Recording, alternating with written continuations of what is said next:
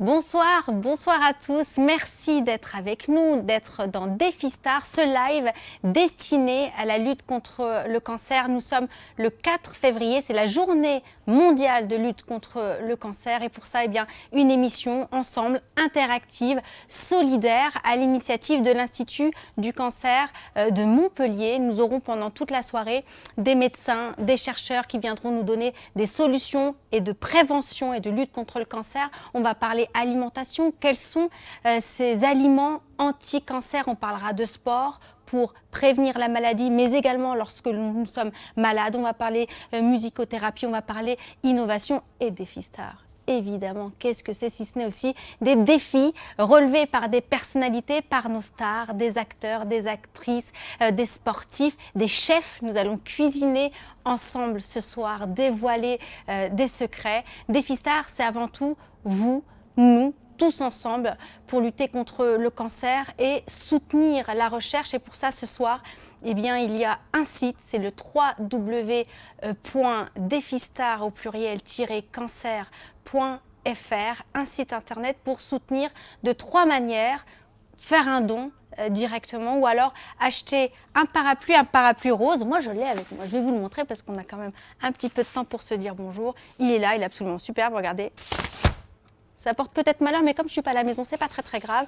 Un parapluie rose pour soutenir la lutte contre le cancer. Ou alors, et je l'ai aussi avec moi, acheter ce petit masque moustache qui symbolise la lutte contre les cancers masculins. C'est ensemble, www.defistar au pluriel-cancer.fr.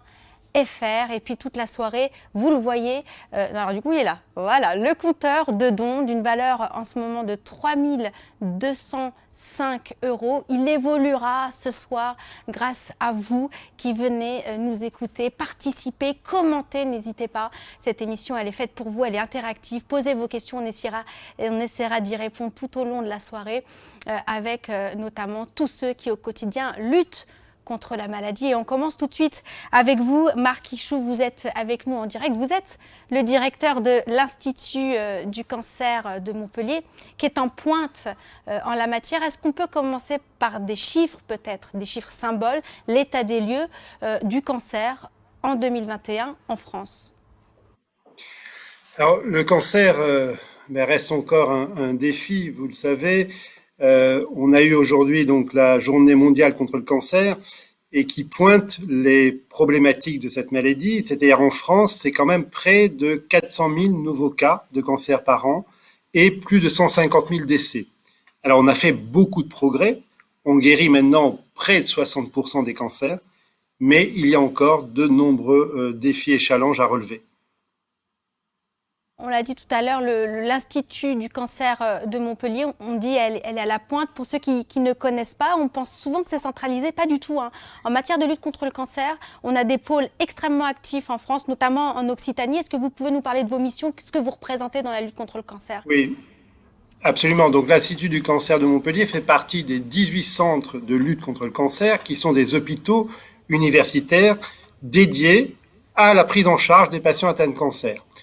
Et nous avons donc 4 missions: les soins et tous les soins pour les patients atteints de cancer, mais aussi la recherche. Et sur le campus de notre institut, nous avons 15 équipes INSERM de recherche dédiées à la recherche sur le cancer. C'est aussi l'enseignement et la formation avec une école de cancer pour tous les professionnels travaillant sur cette maladie.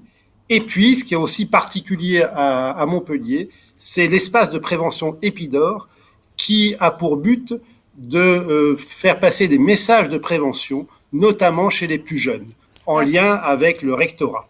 Ça, on va en parler très longuement tout à l'heure. On aura le professeur Florence Coussongeli qui sera avec nous et qui est directrice d'Épidore. Les enfants, c'est quand même extrêmement important. Et effectivement, on reviendra en détail sur tout le travail de prévention que vous faites en lien avec les rectorats, avec l'éducation nationale. Un grand bravo parce que cette jeune génération, il faut la protéger au plus tôt et lui donner les bons réflexes. On va parler dans un instant de quelqu'un qu'on connaît un peu qui s'appelle Emmanuel Macron. Je crois que ce matin, il y a eu des annonces pour savoir ce qui allait nous attendre. Peut-être la question aussi la plus importante, Défi Star, ce soir. Pourquoi cet appel aux dons qu'on fait ce soir, il est à quelle destination? Quel est le projet phare porté par Défi Star? Alors d'abord, un grand merci à toutes ces stars qui nous font l'amitié de participer à cette émission. Et le but, c'est bien sûr de récolter des dons, de l'argent pour la recherche, mais pas pour une recherche non précise. Là, l'idée, c'est véritablement de développer à Montpellier un nouveau centre de recherche, un nouveau bâtiment de recherche dédié au transfert. Le transfert, c'est quoi? C'est le passage des progrès faits au laboratoire par les chercheurs, les scientifiques, jusqu'aux malades, pour les amener le plus rapidement possible aux malades, car on sait que c'est ce qui prend le plus de temps et qui est souvent un des problèmes, notamment dans notre pays. Et le but, c'est d'avoir tout regroupé, tous les prélèvements de patients et tous les acteurs de la recherche et du transfert pour aller très vite du laboratoire, de la cellule, jusqu'aux malades. Marc, un peu ce que vous êtes en train de dire, c'est un centre de transfert, ça veut dire créer des circuits courts. C'est un mot qui est rentré dans le vocabulaire pour d'autres types Exactement. de domaines. Et au lieu de se dire, voilà, il y a là un cancer spécifique, on va envoyer un échantillon à l'autre bout de la France, le faire analyser, revenir vers nous, trouver la bonne machine. Ce que vous voulez faire, c'est un grand centre où il y aurait tout. Au 3e étage, les extraits. Au 3e, la machine qui va à ce cancer-là. Parce que, encore une fois, c'est peut-être important de les répéter ce soir, il n'y a pas un cancer, il y a des cancers. C'est ça le but de ce centre.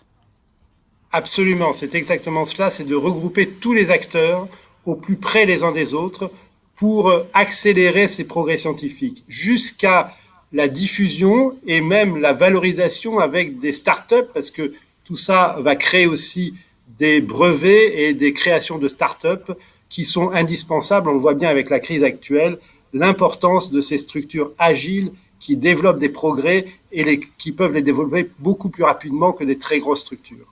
Et c'est toujours aussi important de rappeler combien la France est en avance, est en pointe sur la lutte contre le cancer. Alors vous le disiez, enfin je le disais tout à l'heure, mais c'est vous qui me l'avez dit, vous normalement étiez, laissez tomber, on va faire une phrase beaucoup plus simple. Ce matin, vous étiez connecté à Emmanuel Macron, pas tout seul évidemment, et le but c'était de donner un peu, sur l'échéance des 10 prochaines années, quelles allaient être les nouvelles missions, les nouvelles orientations pour la recherche contre le cancer.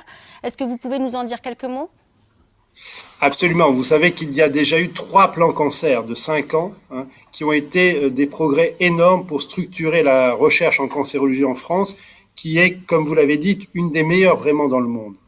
Et là, le président de la République a annoncé une stratégie sur 10 ans pour véritablement, avec des moyens financiers importants, pour avoir une prospective sur les 10 ans de progrès encore en cancérologie, avec 3 axes essentiels.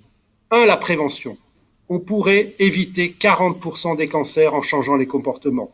Et la meilleure façon de guérir d'un cancer, c'est bien sûr de l'éviter.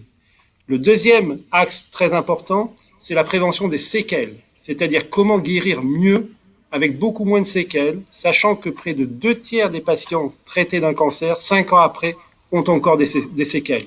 Il faut passer de 2 tiers à moins d'1 tiers. Et enfin, c'est focaliser la recherche sur un certain nombre de cancers qu'actuellement, on ne sait pas encore guérir complètement. Et là, c'est un grand défi pour la recherche, et ce centre de transfert sera un des éléments, j'espère, pour aller dans ce sens. J'en suis sûre. Écoutez Marc, on va vous retrouver à la fin de cette émission, évidemment. Comme vous le disiez tout à l'heure, DefiStar, c'est surtout c'est merci évidemment aux chercheurs et aux médecins que vous êtes et merci pour cette initiative, mais c'est aussi, vous l'avez dit tout à l'heure, des célébrités, des stars très généreuses qui n'ont pas du tout hésité à participer à l'émission que nous faisons tous ensemble ce soir. Et je vous propose de commencer avec le premier défi. On va parler cuisine, il est 18h15 à peu près, ça commence à gargouiller, on se demande ce qu'on va faire ce soir. Eh bien, on va se connecter avec... alors d'abord peut-être un petit point sur le compteur de dons, parce que c'est quand même ce qui va nous accompagner pendant toute la soirée, savoir à peu près où nous en sommes. Eh bien voilà, ça commence déjà à grimper. 3 375 €.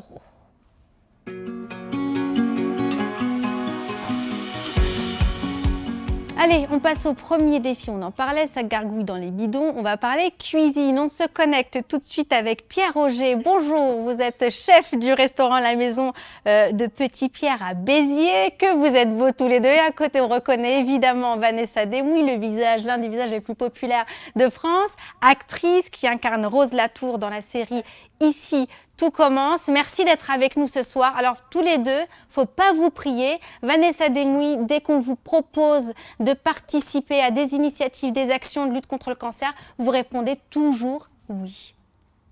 Oui, enfin, dès que je peux en tout cas. Oui, oui. C'est quelque chose qui vous tient à cœur. Vous pouvez peut-être nous en dire deux mots?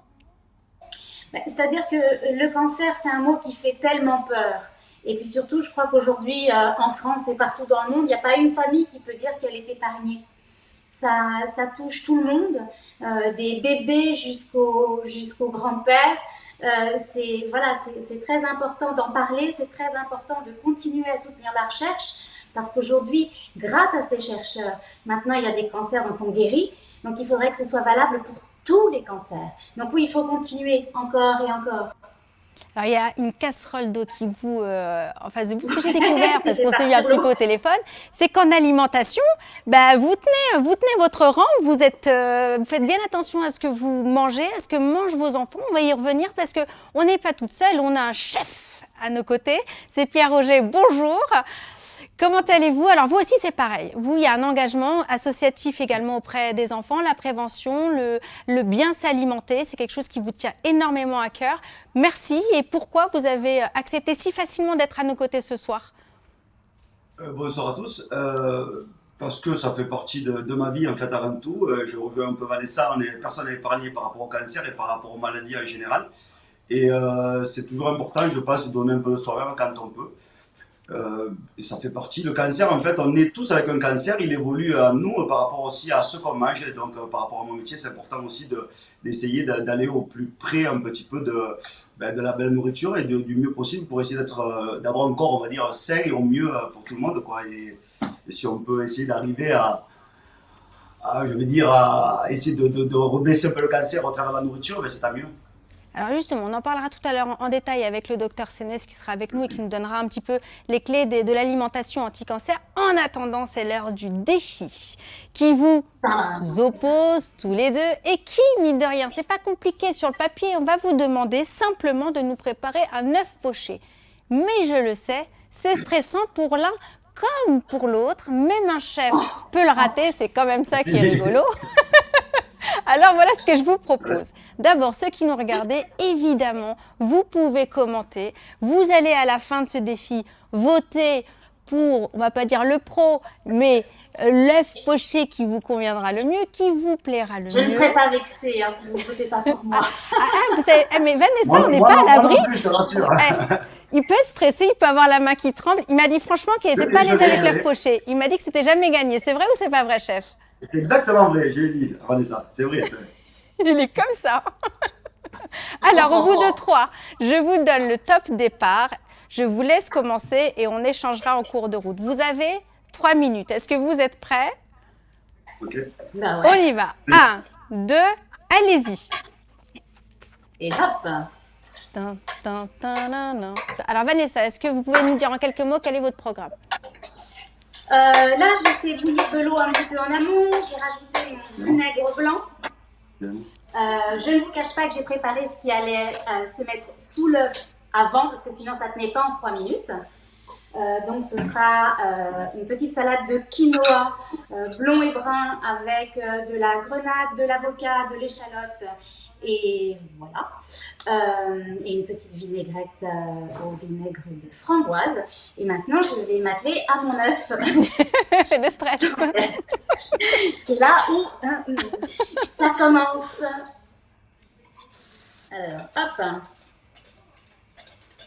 Alors Pierre, racontez-nous un petit peu où vous en êtes, vous. Moi, je pars de l'idée d'un œuf meurette, donc je reste quelque chose de beaucoup plus classique. œuf meurette, donc c'est un œuf qui est poché. Donc pour pocher un œuf, on va le faire en direct ensemble. C'est de l'eau qui est bouillante au départ, avec uniquement du vinaigre blanc. Ah, comme Vanessa. Donc il faut vraiment on va faire un tourbillon avec l'aide d'un fouet.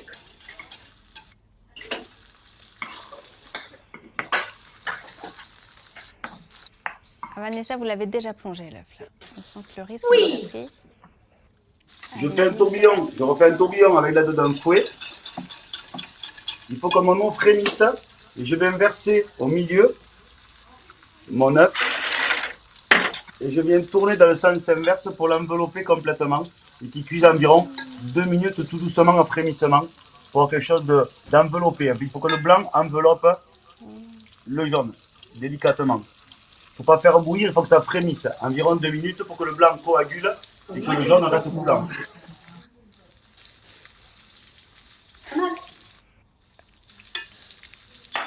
Vanessa, vous en êtes où? Ça marche? Dites-moi que c'est une réussite. L'eau frémit, le blanc se rétracte autour du jaune, mais après, il faut le sortir. C'est là où... Écoutez, pour le moment, Vanessa, je vais vous dire, on est en train de faire un sondage en direct.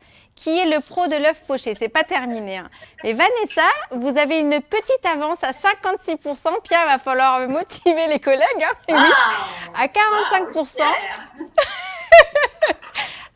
Attention. Oh là là, ça vient de s'inverser, Vanessa. Je vous ai porté malheur.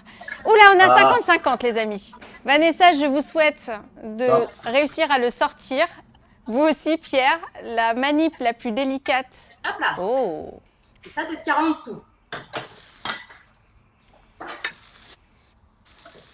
Allez-y, on vous regarde. Je vais voir le chrono.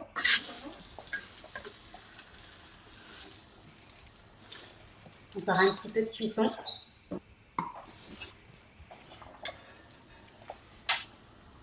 Hop. Alors Pierre, vous nous avez dit comment vous aviez fait votre œuf poché. Ah, vous le plongez dans la glace, d'accord. Je le rafraîchis légèrement pour qu'il arrête la cuisson. Voilà. Poché qui est bien enveloppé, qui est bien rond en fait. Hop, je commence à dresser. Alors, comment vous l'accompagnez, votre œuf poché? Vanessa nous a dit qu'elle nous avait mis un peu de quinoa et un peu de... Et vous? Moi, mon œuf poché, je l'ai repris avec des champignons qui sont poêlés, cerclés. Dessus, je vais rajouter une confit d'oignon rouge qui est cuisiné au vin rouge et vinaigre de pays, compoté, mais sur un petit peu à la menthe, parce que ça met à peu près 30 minutes. Et ça me fait une petite tourte que je viens de déposer au centre de l'assiette. Tac, comme ça. Donc les champignons sont pris dedans. Mon œuf, je viens de déposer sur la moitié, comme ceci. Ici, je viens de déposer des petits oignons, des pickles d'oignons rouges. Pickles, c'est quoi? En fait, c'est un oignon rouge qui est cru, qui est taillé à cru et qui est mélangé avec du vin blanc et du vinaigre. Porté à ébullition, versé dessus. Et on a une belle couleur rosée dessus. Là, je viens de déposer. Pendant ce temps, Vanessa aborde la phase la plus délicate de l'opération. Je crois, ça va Vanessa, ça se passe bien? Oui, ça va. Elle s'est entraînée tout l'après-midi, Vanessa. Mais vous aussi, Pierre, j'en suis sûre. J'étais dans des cuisines, mais pas celle-ci, j'étais sur le tournage. Ah, tu vois? Et voilà. Ça y est, c'est fini? Montrez-nous un peu. Magnifique, magnifique. Alors, est-ce qu'il faut que je l'ouvre pour que vous voyez l'intérieur? Ben écoutez, allez-y, puisqu'on va bientôt arriver à la fin des 3 minutes. Alors. Et voilà, il est bien coulant dedans. Oh. Là, vous êtes un peu surexposé, on voit pas. Ah, waouh. Écoutez, c'était magnifique. Alors, je ne sais pas si vous avez vu Pierre, mais ce qu'elle vient de faire, c'était magique. Hein. Alors, à votre tour, Pierre, mais soyez bon, parce qu'à mon avis, le compteur, là, Vanessa nous a fait un truc séduction. Allez-y. Donc, moi, j'ai fait un œuf dur, qui est devenu dur maintenant. Et là, je verse une sauce au vin rouge. Voilà, l'œuf meurette, c'est champignons. Hop, sauce vin rouge. Et ici, on va faire comme ça. Très belle. Merci beaucoup. Hein. Ah là là. Et on vient mélanger avec le jaune d'œuf avec la sauce vin rouge. Écoutez, je vais être honnête, j'ai envie de les croquer tous les deux. Non mais vraiment, alors c'est pas moi qui choisis. Est-ce que vous êtes... Alors moi, on va garder le suspense. Je vous propose de rester avec nous. On va garder le suspense. Parce que vous étiez très collé serré tout à l'heure. Hein. Au dernier comptage, j'ai vu, c'était 54-46, je ne dirais pas pour qui. Donc, on va garder le suspense, on va vous reprendre dans quelques minutes. Je voudrais juste d'abord qu'on se connecte avec Pierre Sénès, qui est avec nous et qui est de l'Institut du cancer de Montpellier. Ils sont pas mal, hein, tous les deux, vous avez vu? Bien investis. Un œuf poché, c'est moins gras qu'un œuf au plat. Et ça fait partie des recommandations de l'alimentation anti-cancer. Quelle est-elle? Quels sont les mots-clés? Écoutez, les mots-clés, d'abord, merci beaucoup, parce que c'est vrai que ces plats sont merveilleux et puis ils correspondent bien à l'alimentation anti-cancer. Finalement, l'alimentation anti-cancer, c'est quelque chose que tout le monde connaît. Il faut arriver à intégrer dans un ensemble de conseils assez simples. Par exemple, les fruits et légumes. Il faut en manger au moins 5 par jour, 5 portions de fruits et légumes. Il faut les dérivés de l'oignon, on l'a vu, là, l'oignon c'est intéressant, les poireaux, l'oignon, l'ail, c'est intéressant de les avoir. Il faut évidemment favoriser les céréales complètes quand on mange dans l'anti-cancer. Il faut bien comprendre que ces aliments ne sont pas une seule ligne, c'est-à-dire c'est pas un aliment qui fait le bénéfice, c'est un ensemble. Et avec, vous avez aussi la réduction du sucre, par exemple, moins manger de sucre rapide, réduire la quantité de viande rouge par semaine, ou les charcuteries qui peuvent être moins bons pour la santé. Évidemment, les plats préparés industriels, il faut se les préparer, les plats. C'est quand vous choisissez les produits. On a parlé tout à l'heure de l'approvisionnement court, enfin, des provisions de proximité, ça me semble vraiment très important. Et quand on se prépare le plat, on choisit les produits, on ne sale pas trop, on fait attention à mettre les aliments qui nous semblent bons, le quinoa, la céréale complète, c'est parfait pour ajouter dans le plat. Alors Pierre, vous me disiez, quand on a discuté un petit peu ensemble, vous me disiez, bon, bah, c'est simple, hein, pas trop de gras, pas trop de sel, hein, pas trop de sucre. Et les produits préparés dont vous parliez, vous me disiez, mais Myriam, c'est pareil d'acheter un produit Findus, Marie, quel que soit, voilà, congelé, préparé, que d'acheter préparé chez son traiteur. Parce que vous disiez, le problème, ce sont les conservateurs, on en trouvera dans les deux cas. C'était vraiment votre cheval de Troie, c'est de dire, même si c'est simple, il faut faire à manger à la maison, connaître les produits qu'on va avoir à la fin dans son assiette. C'est ça le message Pour moi, ça me semble important. Après, ça me semble important de choisir les produits, de pouvoir intégrer un plat assez simple et le préparer soi-même, en faire un petit peu plus pour pouvoir manger et se resservir dans la semaine. Après, on n'est pas non plus, on peut pas être trop strict sur un aliment. C'est un comportement global. Avec ça, il y a aussi, je lutte contre la sédentarité, je me bouge. Il y a aussi, je marche activement. Voilà des éléments qui sont importants dans la prise en charge, dans la lutte contre le cancer. Alors Pierre, j'aimerais que vous jouiez la carte de la sincérité, d'accord? Oui. Est-ce que vous, chaque jour, vous arrivez à manger 5 fruits et légumes? Écoutez, j'essaie de m'y tenir, mais c'est pas venu par hasard, hein. C'est-à-dire que c'est un changement, c'est vraiment un changement de comportement. On décide tout d'un coup de changer d'habitude. Ah! On vous a perdu un instant. Allez-y, vous avez changé vos habitudes? Je dis, tout d'un coup, c'est pas de vous dire, tiens, je vais manger tel produit, ça va me prévenir du cancer. Ça ne marche pas du tout comme ça. Donc c'est vraiment un changement d'habitude. Et on priorise, on n'est pas pressé. On s'est dégradé souvent dans le temps, on ne bouge plus, on est sédentaire, on mange pas très bien, quelquefois on fume. Eh bien, on fait des choix et on dit, voilà, on priorise. Le tabac, top one, il faut l'arrêter. C'est majeur pour le cancer. Donc, si on veut réduire le risque, on arrête le tabac. Deuxièmement, après, on se dit, bon, ben, comment je peux faire maintenant? Est-ce que ma priorité, c'est de me bouger? Est-ce que ma priorité, c'est de manger différemment? Bon, ben, personnellement, pour moi, ça a été, voilà, j'arrête le tabac il y a quelques années, puis je commence à marcher, puis comment je peux faire pour améliorer la marche et changer mon alimentation? Et ça prend plusieurs années. Aujourd'hui, je peux dire qu'aujourd'hui, je mange à peu près des fruits et légumes tous les jours. C'est dommage que je ne puisse pas bouger la caméra, mais à côté, dans le panier, il y a des mandarines, enfin, des clémentines, des fruits de saison. Il y a de l'endive dans mon plat à midi. Voilà, on essaie de manger toujours les aliments frais. Je crois que c'est vraiment important. Et c'est un changement d'habitude. C'est-à-dire que tout d'un coup, bien, mon épouse, en même temps, a fait des courses un peu différentes. J'ai acheté des bâtons de marche pour marcher en ville et être actif. J'ai vendu mon scooter et je viens de mon domicile à pied. Je fais 5 km le matin, 5 km le soir. Et tout d'un coup, on se met dans une démarche où on n'est plus du tout la personne qu'on était il y a quelques années. C'est ce que vous m'avez dit. Vous m'avez dit qu'il y a 4 ans, vous étiez à peu près à 2, quelque chose fruits et légumes par jour. Vous qui êtes médecin, qui travaillez quand même dans la lutte contre le cancer, pas depuis 4 ans, hein, depuis quelques décennies maintenant. Et là, maintenant, vous êtes quasiment à 4,8. Vous pensez même peut-être créer une application pour aider tout le monde à faire ce compte-là. Ça, c'est une vraie victoire sur des mauvaises habitudes. Oui, c'est ça. C'est-à-dire qu'en fait, c'est pas si facile que ça. Vous avez toujours les vendeurs de livres. Et donc là, l'idée, c'est d'avoir quelque chose qui soit facilement accessible, évidemment gratuit, accessible pour les patients, avec un outil utilisable par tous et où on puisse finalement s'auto-évaluer, se dire, eh bien, tiens, là, j'ai gagné quelques points, c'est bien, c'est mieux. C'est un équilibre global, vous voyez, alimentaire, un équilibre sur l'activité physique. C'est pas un ou l'autre, c'est un tout. Et ça, c'est un vrai changement. Et on rappelle peut-être d'essayer de mettre dans notre alimentation un peu de légumineuses 2 fois par semaine, les lentilles, les haricots blancs, ça c'est super aussi. Vous avez tout à fait raison, il faut au minimum deux fois de légumineuses par semaine. C'est des produits qu'on a oubliés dans l'alimentation et qu'on recommande maintenant de façon importante.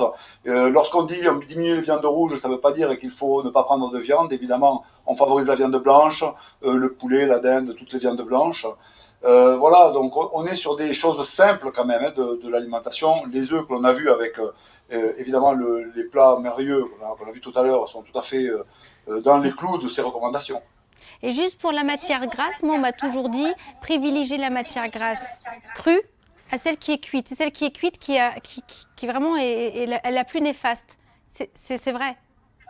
Alors, oui, on est d'accord sur le principe, mais je voudrais pas faire un focus. Je pense que c'est important de varier, vous voyez, les choses. Quand on dit telle eau fait du bien, je crois que là, on n'est pas sur des... On varie les eaux, on varie les huiles, on a du tournesol, on a du raisin, on a différentes de la noix, de ce que vous voulez, vous changez, vous alternez.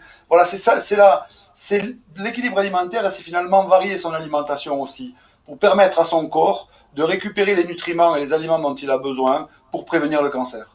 C'était une merveilleuse conclusion. Merci Pierre Sénès d'avoir été avec nous, d'avoir partagé vos secrets, d'avoir remis les compteurs à zéro. Maintenant, on sait ce qu'il faut faire et ne pas faire pour que notre alimentation nous aide à prévenir le cancer ou de maintenir un état de santé merveilleux, optimal en fait pour les années qu'on a. Alors, je sais, vous trépignez là, j'ai Vanessa d'un côté, j'ai Pierre de l'autre. Alors, où en sont les compteurs? Qui est le pro de l'œuf poché? Roulement de tambour. Oh, vous voyez, Vanessa, vous êtes la grande gagnante de ce concours. Pierre, on peut être chef. Et puis des fois, voilà, sur la dernière ligne droite, manquer un tout petit peu. Vanessa, peut-être un mot avant de laisser... Oh, attendez, on va être un petit peu quand même élégant. Pierre, Auger, un mot peut-être pour tous ceux qui étaient avec nous ce soir. Bravo d'abord. Je m'en vais. Non, je suis ravi que Vanessa ait gagné et j'ai aucun problème de ce côté-là, qu'on soit bien d'accord. Je ne suis pas là pour ça aujourd'hui, je suis là voilà, pour l'association, enfin, pour le défi Star. J'ai pris un grand moment, beaucoup de plaisir et je suis très heureux que Vanessa ait gagné. Mais merci beaucoup d'avoir été avec nous. Ouais, franchement, merci pour le sourire, merci pour les trucs et astuces, pour la bonne humeur, pour la présence. Surtout, Vanessa, peut-être un mot de la fin sur cette alimentation. Vous avez entendu le docteur Sénès. Est-ce que vous avez peut-être un petit mot à ajouter, quelque chose pour conclure? Oui, c'est surtout faire attention à nos enfants, leur donner les bonnes habitudes très vite, puisque dans l'alimentation qu'on trouve en grande surface pour nos enfants, c'est bourré de choses super mauvaises en fait. Donc essayez, sans culpabiliser les parents qui n'ont pas le temps, évidemment, essayez de leur faire à manger, de cuisiner le plus souvent possible. Ouais, et faire en sorte que papa et maman, là c'est bien, on a un homme et une femme, s'attellent à la tâche parce que pour pouvoir faire maison, eh bien c'est bien que tous les deux fassent, sinon ça peut être vraiment très contraignant et voilà, c'est un travail d'équipe tout ça. De plus en plus, les hommes s'y mettent. Oui, c'est bien, mais Ah, on je en suis est désolé, début, mais Vanessa, ils faut s'y mettent être réaliste aussi. Pardon? Ils s'y mettent aussi, ils s'y mettent. Bravo à vous deux. Quand ils parlent. Merci. Ouais, non, mais c'est vrai qu'il continue. Soyez inspirants et merci pour votre sourire et votre soutien ce soir. Et j'ai hâte de venir dans ton restaurant, Pierre. Moi Avec aussi. grand plaisir, Vanessa. Allez, à bientôt. À très Merci vite, beaucoup. merci. À très vite. Ciao. Et quant à nous, Défi Star, je vous rappelle que c'est aussi sur Internet. Si vous voulez faire un don, participer à la réalisation de ce centre de transfert qui permettrait de faire arriver les innovations techniques plus rapidement auprès des chevets des malades. C'est une adresse www.devistar au pluriel-cancer.fr. Vous pouvez faire un don simple. Regardez.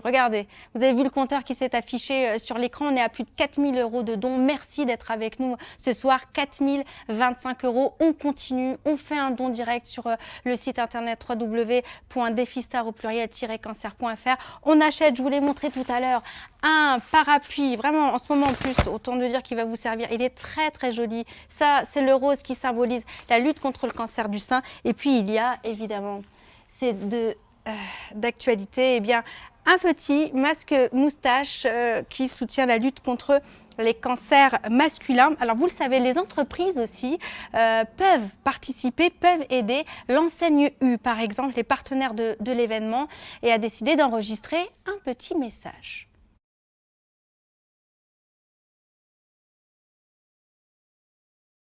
Ce n'est pas un hasard. Nous estimons chez U avoir une responsabilité particulière pour promouvoir une alimentation saine et équilibrée qui a un impact majeur sur la santé de tous. Nous avons été les premiers en France dans notre métier, il y a 10 ans, à retirer les substances controversées dans les produits que nous maîtrisons, les produits à notre marque. Ce sont plus de 260 substances, comme par exemple des additifs, des colorants, des conservateurs, qui ont été retirés de la composition de nos produits U. Et aujourd'hui, nous allons encore plus loin avec le label Bleu Blanc Cœur. C'est une démarche qui prône le mieux manger pour les animaux afin d'apporter le bien manger pour l'homme, avec en même temps des pratiques agricoles respectueuses de l'environnement et de la biodiversité. Tous nos yaourts U, nos œufs U, notre lait U sont déjà Bleu Blanc Cœur et nous continuons dans les autres gammes alimentaires. Pour en savoir plus, allez sur ouibienmanger.fr. Bon appétit!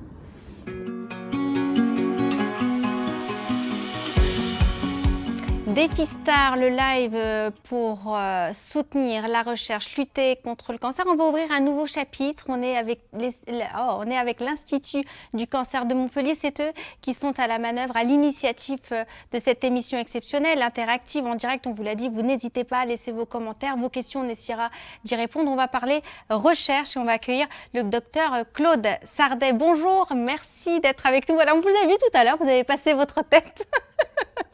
Quand M. Sénès est en train de nous raconter comment bien s'alimenter avec vous, vous êtes le directeur de l'Institut de recherche en cancérologie de Montpellier. On va parler de ces avancées technologiques. Est-ce qu'aujourd'hui, on comprend mieux ce que c'est qu'une tumeur? Oui, bonsoir Myriam. C'est vraiment un plaisir de parler ici devant un public que j'appellerais le grand public, de choses qui pour nous sont effectivement encore également très compliquées. Et j'avais un petit support visuel pour expliquer un petit peu en quoi, je ne sais pas si le support visuel... Si, allez-y, il arrivera, dites-moi. Voilà, non, c'est pour expliquer un petit peu la complexité du sujet et comment notre vision du cancer a évolué ces 10 dernières années, tout du moins de la vue du chercheur, où là où on ne voyait qu'un seul type de cancer, on en voit maintenant 10, voire plus. Et puis, on s'est aperçu aussi qu'il y a maintenant à l'intérieur de ces cellules, qu'on considérait effectivement comme une masse de cellules homogènes, au moins quand on parle des tumeurs solides. On s'est aperçu petit à petit qu'en fait, ces tumeurs sont beaucoup plus complexes que ça et qu'il s'agit en fait de vrais nouveaux pseudo-organes qui sont vous, en fait, hein, cellules cancéreuses, c'est vous. Et qui s'est mis à pousser et qui s'est mis à attirer aussi autour d'elle. En fait, ces cellules cancéreuses ont attiré des cellules normales autour d'elles. Donc, en fait, ils reconstituent un organe avec des vaisseaux, avec des tissus de support, avec des cellules nourricières. Et puis, avec quelque chose qui est important aussi, c'est avec des cellules du système immunitaire, de notre système immunitaire, qui vont aller infiltrer ces tumeurs. Et en fait, normalement, ces cellules immunitaires, elles devraient se débarrasser de vos cellules cancéreuses. Et bien souvent, elles ne le font pas. Et donc, une des pistes de recherche aussi qui va aboutir, et qui commence déjà à aboutir à des traitements d'avenir, on appelle ça l'immunothérapie, c'est de comprendre pourquoi, effectivement, ces cellules immunitaires qui arrivent là sont un petit peu éteintes par la tumeur. Comment la tumeur, avec un dialogue avec ces cellules immunitaires, leur dit non, on ne m'attaque pas. Et ce qui permet effectivement à ces tumeurs de grossir. Et l'un des objectifs de la recherche actuelle est notamment d'essayer de réactiver votre propre système immunitaire vis-à-vis de cet hôte agressif qui est la tumeur et qui en fait qui est quand même vous. C'est ça qui est génial, l'immunothérapie, voilà. C'est nos propres cellules saines qui vont s'attaquer à la maladie et c'est là où on va baser le plus d'espoir parce que le cancer ou la lutte contre le cancer, c'est avant tout la personnalisation du traitement. Vous le disiez en avant-propos, il n'y a pas un cancer, il y en a plein en fait, il y a des cancers. Donc c'est vrai que si notre propre corps pouvait être l'ordonnateur, le médecin, la clinique, le centre de transfert, ce serait 10 fois mieux. Là-dessus, on a de grosses avancées. Et donc cette vision du pseudo-organe a beaucoup changé un petit peu la vision des chercheurs vis-à-vis du cancer ces 10 dernières années. Et ce qui a aussi changé ça, c'est le fait qu'on s'aperçoit que c'est encore plus complexe que ça. C'est-à-dire qu'il n'y a pas un seul type de cellules cancéreuses dans votre tumeur. Il y a plusieurs clones, plusieurs cousins, frères, qui ont évolué à partir d'une cellule cancéreuse initiale. Et bien souvent, il peut y avoir 10 familles qui cohabitent à l'intérieur de votre tumeur, qui sont issues du même ancêtre. Et lorsque vous allez traiter, par exemple, vous allez effectivement tuer 10 familles, 9 familles sur les 10, mais il y en a une qui va résister, qui aura acquis un certain nombre d'informations supplémentaires, qu'on appelle des mutations ou des réarrangements. C'est celle-là qui va peut-être un jour faire que le cancer redémarrera après un traitement, bien que le traitement ait été efficace vis-à-vis des 9 clones sur les 10. Donc comprendre pourquoi ils sont différents, voilà, c'est quelque chose qui a beaucoup changé notre vision. Et Claude, en direct, on voit que Olivier Chollet vient de mettre un hashtag « J'ai fait mon don ». C'est peut-être vous qui l'avez convaincu par votre faculté à vulgariser ce que vous êtes en train de faire. C'est très technique. Je vous propose de voir le travail d'une de vos collègues. Elle s'appelle Céline Gongora. Elle est responsable de l'équipe de recherche concernant le cancer de la prostate. On l'écoute. Bonjour, je m'appelle Céline Gongora, je suis directeur de recherche au CNRS et je dirige une équipe à l'IRCM, à l'Institut de recherche en cancérologie de Montpellier. Et l'intitulé de mon équipe s'appelle « Résistance au traitement et thérapie innovante ». Toute notre équipe travaille sur la recherche sur les traitements du cancer de la prostate. Donc c'est une équipe pluridisciplinaire qui comprend des chercheurs évidemment, de jeunes chercheurs qui sont des étudiants en thèse, mais aussi des ingénieurs, des cliniciens, des oncologues, des pharmaciens. Et toute l'équipe s'attache à essayer de comprendre les mécanismes moléculaires de la résistance au traitement dans le cancer de la prostate, dans le but d'améliorer la prise en charge thérapeutique. Dernièrement, nous avons identifié une petite protéine intracellulaire qui s'appelle la MAP kinase P38, qui est responsable de la résistance justement au traitement.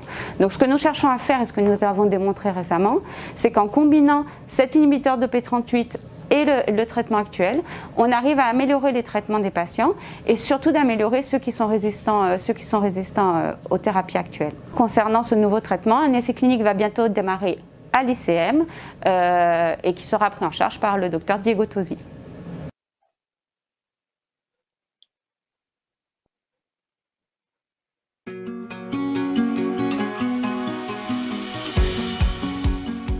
Alors Claude Sardin, on parlait de l'immunothérapie, on parlait des avancées. Est-ce que vous voulez peut-être conclure ce chapitre sur la recherche avant qu'on parle de sport? Parce qu'on sait que dans la prévention, l'activité, se bouger, ça a un impact énorme sur le cancer. Un petit mot avant de nous quitter peut-être.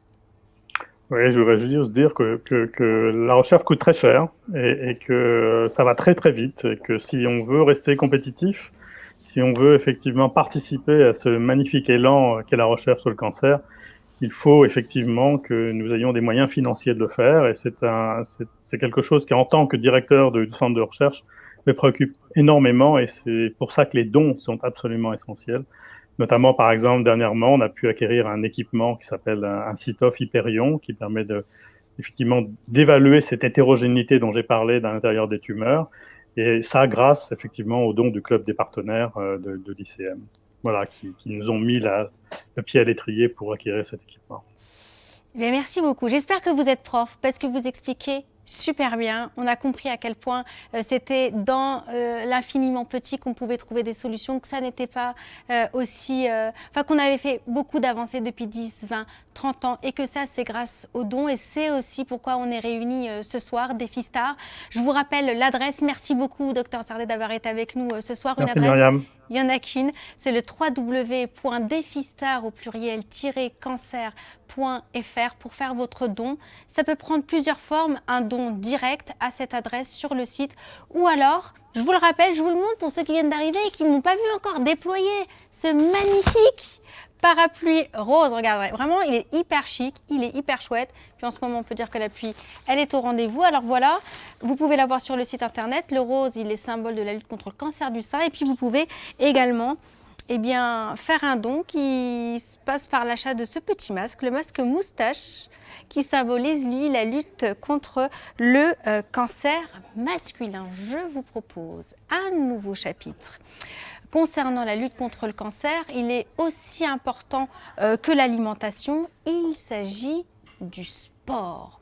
Et pour l'heure, on va passer au deuxième défi. Vous le savez, Défi Star, c'est ça, des célébrités, des personnalités françaises qui acceptent avec nous de relever des challenges. Et j'accueille tout de suite en direct pour cela Laurent Pionnier. Bonjour, vous êtes, bonsoir, ancien gardien de but du Montpellier Hérault Sporting Club, le club de foot de Montpellier. Apparemment, on a un petit souci technique. Vous êtes totalement figé dans votre image. On va essayer de se reconnecter avec Laurent. On va faire... Ah, ça y est, vous êtes revenu à la vie. Bonsoir, Laurent. Bonsoir, Myriam. Merci d'être avec nous. C'est un plaisir. Merci à vous pour l'invitation. Mais pourquoi vous avez répondu présent tout de suite vous associer à Défi Star, à la lutte contre le cancer? C'était quelque chose d'important ce soir. Oui, c'est vrai que c'est important. Après, malheureusement, je pense que beaucoup de personnes de près ou de loin, on a tous un ami, un parent, quelqu'un de proche qui est malheureusement touché par cette maladie sous ses différentes formes, comme l'expliquait le docteur précédemment. Donc c'est vrai que c'était important pour moi de pouvoir répondre favorablement à cet appel qui je trouve est une très belle opération et puis c'est vraiment une fierté mais aussi un plaisir d'être avec vous ce soir. Alors on va vous mettre au défi. Attention à ce que vous avez accepté, Laurent. Dites-moi tout. Votre défi ce soir, on va vous soumettre un quiz. 3 questions. Alors, en rapport sport et cancer. D'accord, donc c'est plus cuisine. On n'est plus sur la cuisine. Non, on n'est plus sur la cuisine. Non, là c'est... Normalement, dans un état d'appétit vraiment très haut niveau. On est dans votre domaine de compétences. Franchement, le quiz n'est pas compliqué. Mais il y en a une, elle est un peu piégeuse, je vous le dis. Mais franchement, ça devrait aller. Bon. Pour ça, de toute façon, vous n'êtes pas tout seul. Vous avez le droit à 2 appels à un ami. Et vous nous l'avez dit, vous avez déjà choisi vos copains. Il s'agit de Benjamin Lecomte, gardien de l'AS Monaco et qui est passé par Montpellier. Et également Marion Torrent, joueuse au MHSC et à l'équipe de France. Vous les appellerez, si vous le souhaitez, en direct depuis Skype ou FaceTime, les éléments que vous avez pour le faire. Est-ce que vous êtes prêts ? Je pense que j'ai pas trop le choix, donc je vais dire oui. Alors on y va. Première question, Laurent Pionnier, concentré. L'activité physique permet de ne pas transpirer, d'avoir tout le temps super mal aux muscles. 3e question, prévenir les cancers et réduire les risques de récidive. C'est drôle, comme poser des questions comme ça génère une espèce de pression. Moi qui ai eu l'habitude de gérer pendant ma carrière, c'est de nouveau la pression qui remonte comme ça, c'est bien à vivre. J'ai l'impression que vous essayez de gagner du temps. Quelle est votre réponse? Exactement. Je vais dire la 3e, prévenir les cancers et réduire les risques, même si pratiquer du sport fait mal aux muscles, mais on va dire quand même que ça prévenir les cancers. Bravo Laurent, l'activité physique permet de prévenir les cancers et réduire les risques de récidive et ça fait super mal aux muscles. Je suis aussi d'accord. Vous le confirmez. Alors, question numéro 2. Chez l'adulte. Ça se corse. Ça se corse. Selon les recommandations, il faut 1. Pratiquer au mieux 1 jour par semaine, au minimum 1 heure d'activité physique. Pratiquer au moins 5 jours par semaine, minimum 5 minutes d'activité physique. Ou pratiquer au moins 5 jours par semaine, au minimum 30 minutes d'activité physique. Alors j'ai bien lu les questions et donc puisqu'il me reste mes jokers, je vais prendre le premier joker, n'est-ce pas? Je vais appeler Benjamin Lecomte. Pour la petite histoire, c'est quand même un ami proche et qui fait l'opération Movember. Donc en novembre, on nous la met tous avec une belle moustache. Mais je vais l'appeler du coup en FaceTime. J'espère qu'il va décrocher parce que sinon on n'est pas bien. Je vous aiderai peut-être. J'ai la réponse. Vous avez la réponse. Gardez-la au chaud et je l'appelle. On va voir s'il décroche. Hein. Je verrai comme ça. Il y a écrit connexion. Salut mon Benj, ça va? Ouais. Alors écoute, on est en direct sur Alors Benjamin, Internet. Voilà, pour l'ICM. Et bienvenue. donc j'ai expliqué que on est dans un quiz, voilà, et j'ai le droit à un appel à un ami. Donc, j'ai pas pris le 50-50, pour l'instant j'ai pris que l'appel à ami. Je pense que Myriam après elle me laisse le 50-50.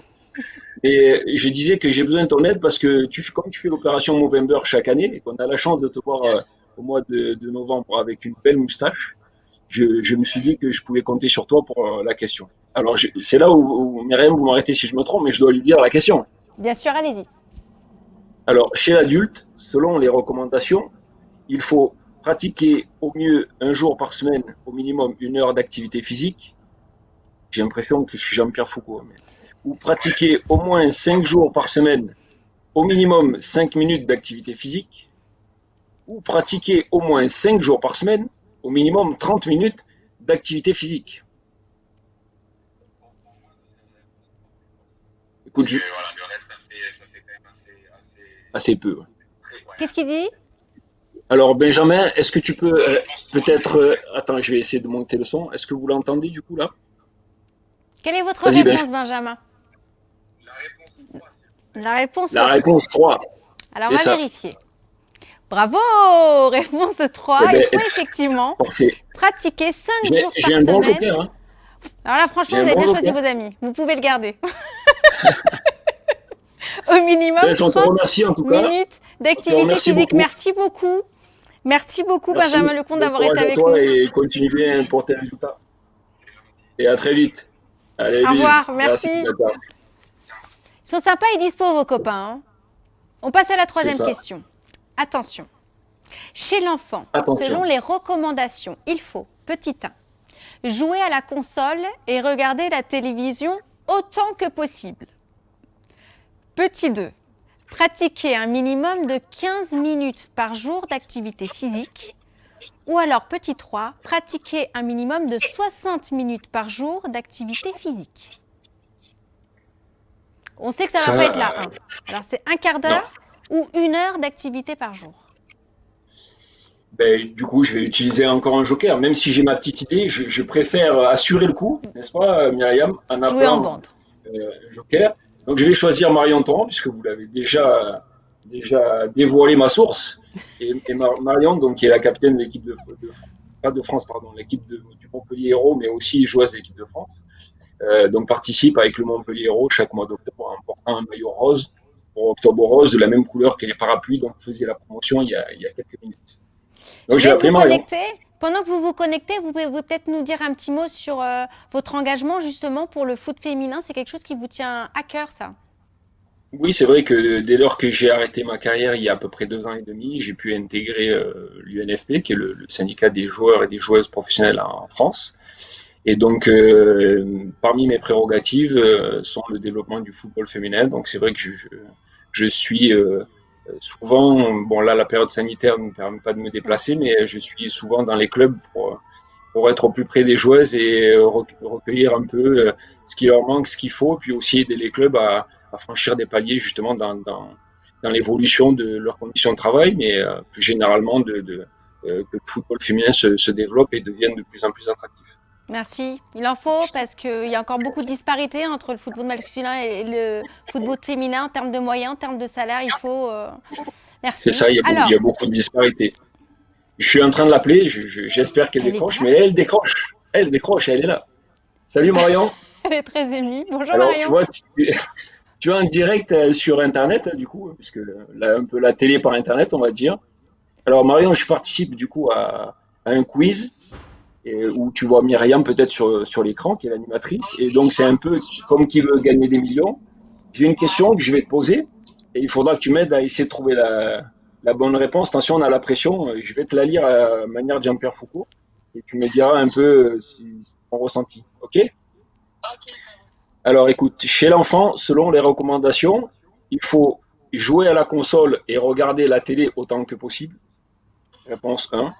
Réponse 2, pratiquer un minimum de 15 minutes par jour d'activité physique. Ou réponse 3, pratiquer un minimum de 60 minutes par jour d'activité physique. Je compte sur toi, Marion, parce que La pression. la réponse 1, je pense que les enfants seraient peut-être plus OK avec nous, mais c'est visiblement pas la bonne réponse. Vous avez dit réponse 3, pratiquer un minimum de Elle dit réponse 60 3. minutes par jour d'activité physique. Bravo, bravo Marion, bravo Merci Laurent. Marion. Merci Merci beaucoup d'avoir Marion, été tout le monde avec te nous. remercie. Merci beaucoup. Bonne continuation À dans le bientôt. football féminin. Bisous Marion. Portez haut les couleurs de la France, évidemment. Merci beaucoup aussi à vous, Laurent Pionnier, d'avoir joué le jeu, d'avoir mobilisé aussi les collègues, d'avoir parlé Merci à avec nous d'un mot de sport et puis de cette lutte contre le cancer qui vous tient tant à cœur et qui touche des membres de nos familles, à chacun d'entre nous. Et merci encore. Alors, je le rappelle, on est là à Défistar et bien aussi pour faire un appel aux dons, pouvoir financer la recherche, créer un centre de transfert qui permettrait d'amener directement aux patients les innovations technologiques en matière de lutte contre le cancer. Une seule adresse, www.defistar au pluriel-cancer.fr, c'est l'appel aux dons. Les entreprises également peuvent aider. La caisse d'épargne souhaite dire un mot parce qu'effectivement, la caisse d'épargne a fait un don ce soir pour Défistar.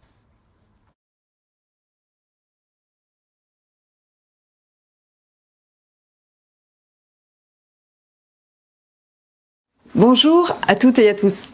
Je suis très heureuse de partager avec vous ce beau moment de solidarité autour d'une cause qui nous est chère, la prévention du cancer du sein. Dans la période que nous traversons, la santé est plus que jamais essentielle et il est important que des acteurs du territoire se mobilisent pour contribuer à la préserver. Je suis ravie que les équipes du MHSC, dont la Caisse d'épargne est également partenaire, se mobilisent aujourd'hui aux côtés de l'ICM. On ne rappellera jamais assez l'importance de la pratique sportive dans la prévention de la maladie. En Caisse d'épargne Languedoc-Roussillon, nous en sommes convaincus. C'est pourquoi nous accompagnons le sport sous de nombreuses formes. Nous sommes partenaires sur le territoire de nombreux clubs sportifs. Nous participons au financement d'infrastructures sportives, comme ce fut le cas de l'Arena ou du centre d'entraînement du MHSC. Nous accompagnons de nombreuses entreprises locales engagées dans l'économie du sport, des start-up également, à travers notre dispositif Néo-Business pour les aider à développer leur activité. Enfin, nous sommes très fiers d'être le partenaire premium des Jeux Olympiques et Paralympiques de Paris 2024, qui se distingue par son engagement fort pour faire de la pratique sportive une priorité chez les Français. Au-delà du sport, nous accompagnons de manière plus globale le secteur de la santé, un pilier de notre économie régionale. Nous sommes un partenaire incontournable des grands acteurs de la santé publique, qu'il s'agisse des hôpitaux, comme des cliniques privées, mais aussi des structures associatives œuvrant dans le médico-social. Nous soutenons également l'innovation médicale par une offre spécifique et au travers de solides partenariats, tels celui de la Fondation pour la recherche médicale pour lutter contre la pandémie de Covid-19. Et c'est parce que nous sommes persuadés que la recherche est essentielle pour lutter contre toutes les formes de maladies que nous soutenons tout particulièrement les initiatives portées par l'ICM depuis plus de 20 ans maintenant. Alors, comme nous, faites un don pour l'ICM, luttez avec nous contre le cancer du sein.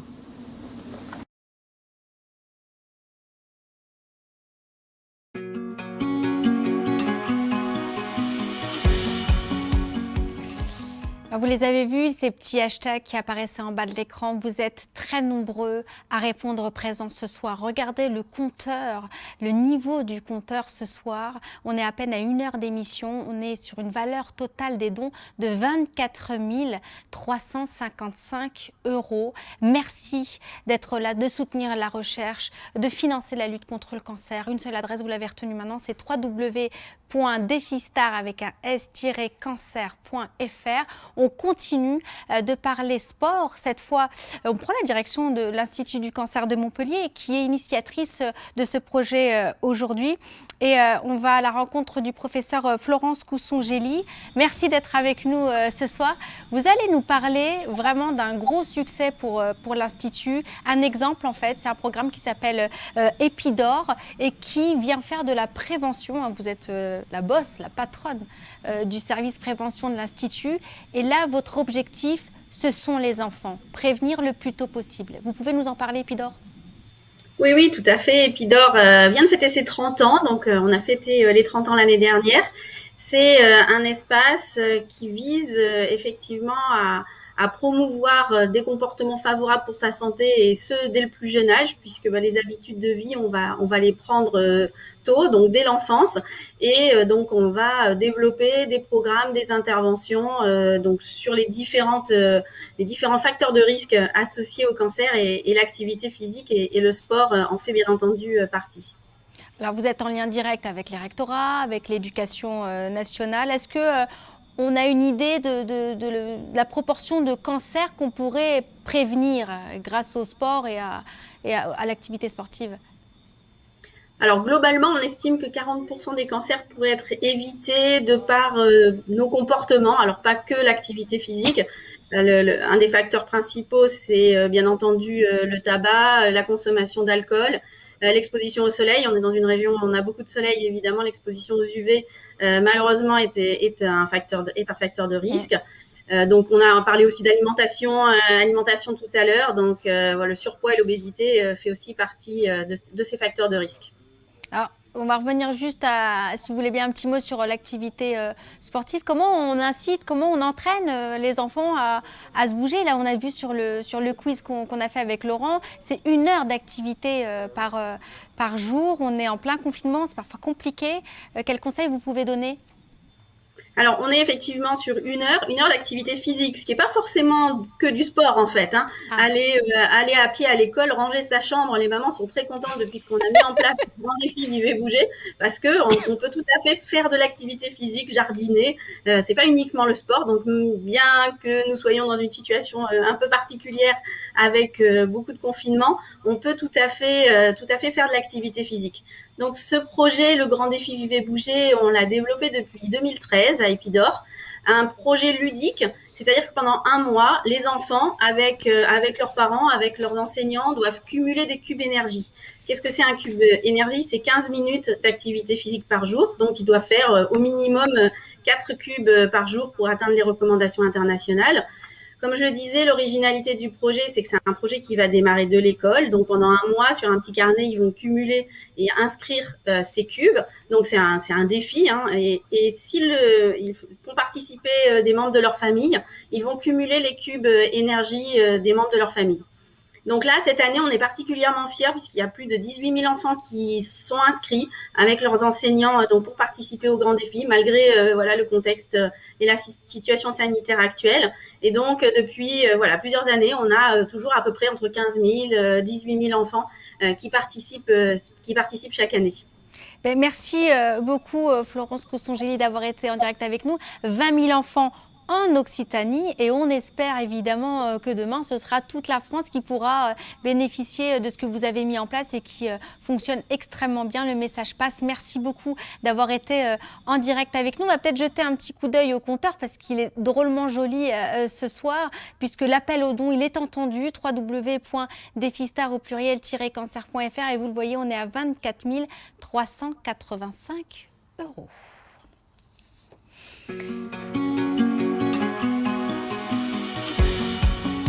Alors on va continuer à parler santé, mais aussi un peu santé mentale. On va parler en fait de yoga, qui est une activité qui fait beaucoup de bien. Mais avant ça, vous le voyez en bas de l'écran, on vous propose un quiz. Si vous avez été attentif à ce que vient de nous raconter le professeur Cousson-Gély, vous serez capable de répondre à cette question. Combien de cancers pourrait-on éviter en modifiant nos comportements ? Réponse A, 20%. Réponse B, 40%. Vous avez une dizaine de minutes pour répondre et les 3 gagnants tirés au sort pourront gagner soit, je vous l'ai déjà montré, mais je ne me lasse pas de le faire, Le parapluie pour lutter contre le cancer et que vous pouvez aussi acheter, c'est une forme de don sur la plateforme www.defistar au pluriel-cancer.fr ou alors un masque moustache dans un sens ou comme dans l'autre. En tout cas, il est pour vous. Voilà le quiz. Combien de cancers pourrait-on éviter en modifiant nos comportements? 20% ou 40%. Avant de parler yoga, il y a quelqu'un qui voulait vous faire un petit message. C'est Artus, l'acteur révélé, adoré peut-être, du Bureau des légendes, comédien, stand-upper. On vous écoute, Artus. Bonsoir à tous, c'est Artus. Malheureusement, je ne peux pas être avec vous ce soir. Voilà, par rapport au Covid, par rapport à tout ça. Je n'ai pas besoin, je pense, de vous débriefer pour vous expliquer que la complexité de cette situation.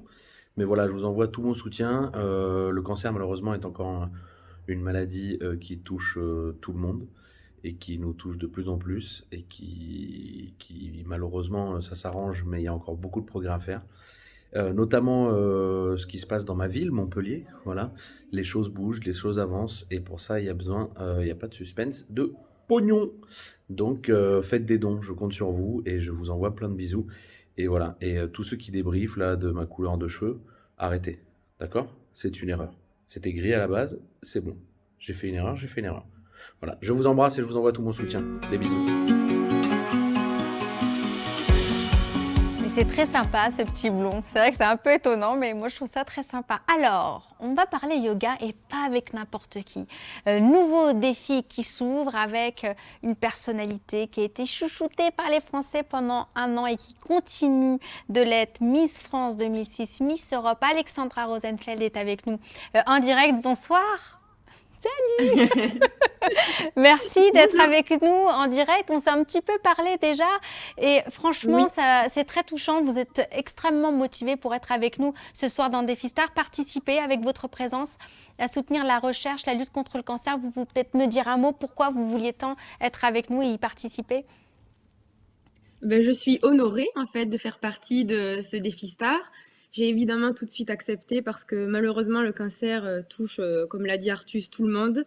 J'ai perdu ma grand-mère d'un cancer. Je crois que dans toutes les familles, il y a des personnes qui meurent du cancer. Le cancer est beaucoup trop présent, donc on a besoin de toutes ces personnes qui travaillent au quotidien, des docteurs, des infirmiers, des infirmières, de tous ces gens que j'aime tant. Et voilà, donc faisons des dons et aidons-les au maximum. Merci beaucoup pour vos mots parce qu'on le rappelle, Defistar, c'est ça, c'est soutenir les familles, les malades, les encadrants, mais aussi les soignants, les médecins, les chercheurs qui ont dédié leur vie à lutter contre le cancer. On a entendu ce soir des témoignages, des innovations qui arrivent. On a vraiment des résultats de plus en plus précis. On arrive à lutter avec davantage d'armes contre cette terrible maladie. Et alors ce soir, vous êtes là pourquoi? Parce que vous êtes aussi professeur de yoga. Et vous allez challenger une championne olympique. Il s'agit de Coralie. Alors, je crois qu'elle est en direct avec nous. Alors, vous êtes un petit peu loin, Coralie Balmy, me semble. Bonjour. Bonjour, je suis en Martinique. Donc oui, c'est vrai que ça fait un peu loin. Merci d'être avec nous, nageuse, médaillée olympique, on vient de le dire. Et alors, le défi que vous lance Alexandra, c'est celui d'exécuter une figure de yoga. J'espère que vous êtes prête, qui s'appelle la position du corbeau. Je vous propose, avant de commencer le défi, parce que quand même le yoga, il ne faut pas faire n'importe quoi, et je sais qu'Alexandra va vous coacher pour être sûre que vous ne fassiez pas de mauvais mouvements. On va regarder d'abord ensemble quel est le défi qu'elle vous lance. Elle a préparé une vidéo de la posture que vous devez essayer de respecter. On regarde ensemble. Alors Coralie, pour faire un corbeau, il faut que tu sois très forte dans tes mains, aucun espace entre la paume et le sol. Tu es forte dans tes mains. Les genoux vont venir à l'extérieur des coudes, serrer très fort. Tu regardes à l'avant du tapis si tu as un tapis, ou en tout cas tu regardes devant, pas entre tes mains parce que sinon tu vas piquer du nez. Tu regardes à l'avant, tu sens la balance de ton corps. Si tu es bien, tu lèves un pied, si tu es bien, tu lèves l'autre. Et si tu es bien, tu peux monter encore plus haut derrière le bras. On regarde à l'avant, tu lèves un pied, puis l'autre. Surtout, n'oublie pas, tu es forte dans le sol, aucun espace entre la paume et le sol, et les genoux viennent à l'extérieur des coudes, serrez très fort. À toi. Vous vous sentez, Coralie? Ouais. En tant que j'aime bien les défis. Alors Alexandra, je vous laisse prendre les rênes pour coacher comme il le faut Coralie. Et évidemment, on va remettre cette vidéo pour que vous puissiez réentendre un peu les consignes. Moi, ce qui m'arrange surtout, c'est que ce soit pas l'inverse. Parce que si elle avait dû me coacher à la, à la natation, ça aurait été plus compliqué, ouais. Vous avez choisi vos rôles, quoi. Vous êtes contente. On y va? Pas un gros niveau. On lance le défi? Allez, on y va. Ouais. 1, 2, 3, c'est parti. Donc, tu mets les mains au sol, aucun espace entre la pomme et le sol. Forte dans tes doigts, aucun espace. Tes genoux vont venir à l'extérieur de tes coudes. Voilà, ils serrent fort et tu regardes à l'avant du tapis, pas entre tes deux mains. Parfait, tu sens la balance de ton corps, tu balances et puis si t'es bien, tu lèves un. Et si t'es bien, t'arrives deux, mais on n'est pas obligé de monter. Hein. Oui! Oh! Oh là là! C'est pas... Ah, l'entraînement! Championne! Presque combien de temps? 2 jours? 2 heures? Rester le temps que tu veux. Bravo, trop bien! Ouais, bon, Coralie, vous êtes entraînée. Elle est parfaite. J'ai regardé en fait à quoi ça allait ressembler et c'est vrai que heureusement j'ai une condition physique quand même qui me permet de faire des choses. Ça doit être un peu compliqué en ce moment pour vous parce que bon, l'activité physique c'est un temps qui est troublé. Merci d'avoir accepté de participer à Défistar. Coralie, peut-être un mot, pourquoi ça vous tenait à cœur d'être avec nous aussi aujourd'hui? Ben parce que ça me touche beaucoup de toute façon, toutes ces causes essentielles et puis comme l'ont dit beaucoup avant moi, c'est une maladie qui touche beaucoup de monde. Je pense que dans tous les cercles familiaux, on connaît quelqu'un qui est touché par cette maladie. Donc voilà, ça me tient à cœur de faire ma petite part, d'encourager les dons en cet événement assez exceptionnel et puis pour qu'on puisse vivre mieux, quoi. Voilà. Merci beaucoup d'avoir été avec nous. Alexandra, peut-être se dire un petit mot avant de se quitter. Pourquoi on parle de yoga? C'est parce qu'on se rend compte en fait que ça a un impact sur les femmes qui sont malades, pour celles qui sont atteintes d'un cancer. En général, en fait, le yoga, ça permet d'avoir une santé mentale peut-être bien meilleure. Vous êtes prof de yoga, hein, c'est ce qu'on a découvert tout à l'heure. Moi, je l'ignorais. Vous êtes consciente de cet impact-là, que ça peut aider en fait, pas seulement à rester en bonne santé, mais aussi à ceux qui sont fragiles, et de gagner en résistance mentale, physique? En fait, faire du yoga, c'est pas faire de la gymnastique ou tout à l'heure Coralie disait, elle a de la force physique, elle a une condition physique, mais dans le yoga, c'est vraiment pour tout le monde, pour tous les âges. C'est une pratique qui fait du bien et il n'y a pas d'âge pour se faire du bien. C'est ouvert à tout le monde, c'est juste connecter la tête et le corps. Donc, à partir du moment où on arrive à être présent sur le tapis, à se dire je vais me faire du bien et pendant 1 heure ou même pendant 10 minutes, je ne vais penser qu'à moi et à me connecter avec moi-même. C'est ça, faire du yoga et ça fait beaucoup de bien. Le corbeau, je pense que tout le monde peut y arriver. Alors, le prochain défi, c'est vous. Le prochain défi, c'est vous.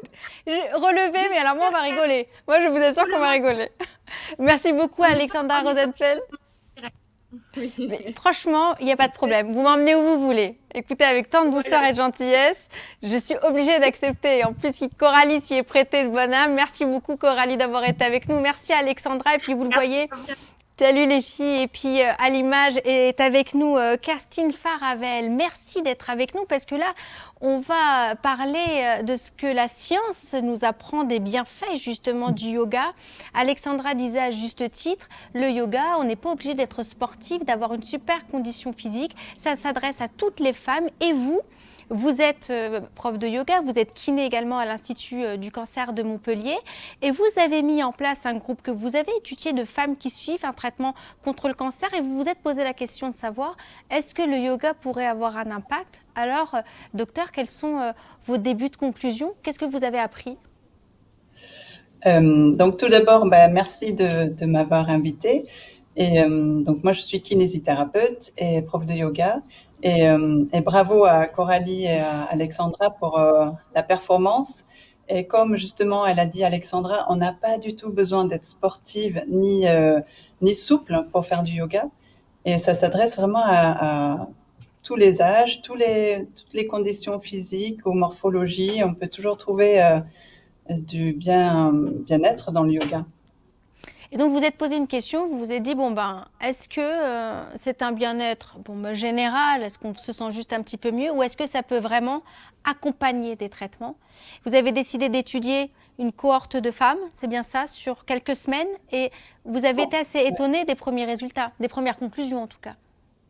En fait, on a déjà proposé du yoga à l'ICM depuis une dizaine d'années là maintenant, mais dans le cadre associatif. Donc, ICM a soutenu cette association et la Ligue contre le cancer également, qui a financé cette activité, ce qui nous a permis d'avoir une expérience, comment ça se passe pour mener un groupe comme ça. Et on a pu monter une étude qui a eu pour but de savoir si c'était faisable tout d'abord, mais aussi savoir si sous hormonothérapie, des femmes qui prennent un traitement à long cours après avoir été traitées pour un cancer du sein, donc c'est un traitement qui dure 5 à 10 ans, et souvent accompagné de douleurs osteo-articulaires, souvent poignets, chevilles, etc. Et donc, on voulait savoir si le yoga pouvait avoir un effet bénéfique dans ce cadre-là. Et donc, on a mené une étude de faisabilité. Et donc, juste avant la crise Covid, heureusement, on a pu terminer et auprès de 24 femmes. Et ça s'est très, très bien passé. Donc, il y a eu vraiment une bonne adhésion à ce projet, et qui a donc validé la faisabilité du projet. Et donc, les femmes, elles avaient entre 36 ans et 72 ans. Donc, vous voyez, on a vraiment montré qu'on peut faire du yoga à tout âge. Et voilà, donc c'était très... Merci beaucoup pour les patientes qui ont participé déjà, et elles étaient très enthousiastes et positives. Il y avait une très bonne adhésion au cours, et aussi le but de cette étude, c'était d'apprendre aux femmes, aux participantes, de pratiquer du yoga à la maison. Donc on avait associé aussi de l'éducation thérapeutique pour renforcer, pour permettre plus facilement aux patientes de pratiquer leur séance de yoga à domicile. Merci beaucoup, Kerstin Faravel, d'avoir été avec nous. Peut-être rappeler qu'avec ces résultats très encourageants que vous avez eus avec cette première cohorte, vous allez lancer des études plus poussées pour avoir des résultats plus précis. Donc, si des femmes nous entendent et qu'elles sont dans ce parcours de soins et qu'elles ont envie, en fait, d'adhérer à ce programme qui est lancé, je crois, courant février, vers le 11 février ou peut-être un petit peu plus tard, n'hésitez pas d'aller sur le site internet de l'Institut du cancer de Montpellier, de prendre des renseignements, de vous proposer candidate, et puis de pouvoir bénéficier ensemble, en fait, de ces nouvelles méthodes et de ces nouvelles connaissances. Merci beaucoup d'avoir été avec nous. Vous voulez terminer avec un mot? Non, c'est juste que en fait, les soins de support sont très importants pour accompagner tous les traitements qui peuvent parfois être éprouvants, et puis on peut ne pas trop se reconnaître dans son corps après une période de maladie. Et c'est vrai que tous ces soins de support sont là pour mieux vivre pendant et après les traitements. Donc voilà, je voulais juste terminer sur ça. Merci. Vous avez tout à fait raison. C'est moi qui vous remercie. Non, mais attendez, merci beaucoup d'être avec nous. Merci de faire tout ce que vous faites, et puis d'essayer de découvrir ce qui peut aider encore davantage les patients, les patientes. On est fatigué quand on a des traitements, c'est difficile psychologiquement, physiquement, vous l'avez dit, c'est très long. Et encourager, malgré le peu d'énergie qu'on peut avoir parfois, à se motiver pour aller faire du yoga, pour se motiver pour faire un petit peu de sport. Et vous l'avez dit, finalement, elles ont mis un pied dedans, et puis elles se sont fidélisées, elles sont revenues, parfois avec de la distance, parfois à la maison seule. Et ça a porté ses fruits, ça a permis d'être plus fort mentalement, physiquement, pour affronter les traitements. Merci d'avoir tenu ce discours avec nous. C'est vrai qu'en fait, on a beaucoup parlé d'activité physique, et c'est essentiel, l'activité physique. Mais c'est vrai que des fois, quand on a traversé une maladie ou qu'on n'était pas très sportive au départ, c'est pas évident de se mettre à faire une activité physique intense comme ça. Et du coup, le yoga, ça peut vraiment être une initiation et un début pour continuer autre chose plus intense après. encourageant. Merci beaucoup pour ces mots, Dr Faravel. À très bientôt. Puis je ne sais pas si vous le voyez sur votre écran, on est en train d'afficher le compteur. Valeur totale des dons, on est déjà à 24 575 € et ça continue à augmenter, 24 595 €. Merci de votre générosité. Et pour ceux qu'on accueille à l'instant, je vous le dis, c'est un site internet www.defistar au pluriel-cancer.fr. Vous avez plusieurs possibilités, faire des dons directs pour alimenter cette cagnotte ou alors vous offrir ce magnifique parapluie. Hop, par les temps qui courent, vous pourrez en avoir besoin. Moi, je trouve super. En plus, il est très old school. Ça fait un petit côté chapeau melon et bottes de cuir. D'ailleurs, je vous le dis, les bottes de cuir, je les ai. Donc, on est totalement en harmonie. C'est ce rose qui est le symbole, l'emblème de la lutte contre le cancer du sein. Et puis, bon, ça c'est moins jojo, mais on met un petit peu de sourire dans la crise sanitaire qui nous touche tous. Il y a ce masque, le masque moustache, je sais pas, ah oui, je pense que c'est dans ce sens-là qu'il se met. Et lui, cette moustache, c'est le symbole de la lutte contre les cancers masculins.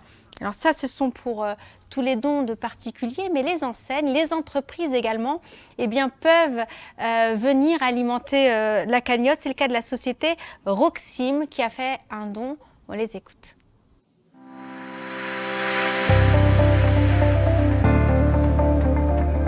Bienvenue au Nuage. Je suis Carole Pigeon, directrice du pôle sport et détente du groupe Roxim. Nous sommes promoteurs immobiliers, mais surtout promoteurs de bien-être, avec nos 2 clubs de sport à Montpellier, le Nuage et le Club 7. Aujourd'hui, nous nous mobilisons pour cette journée mondiale contre le cancer. Mais ce n'est pas uniquement aujourd'hui qu'il faut se mobiliser, c'est tous les jours en pratiquant une activité physique régulière.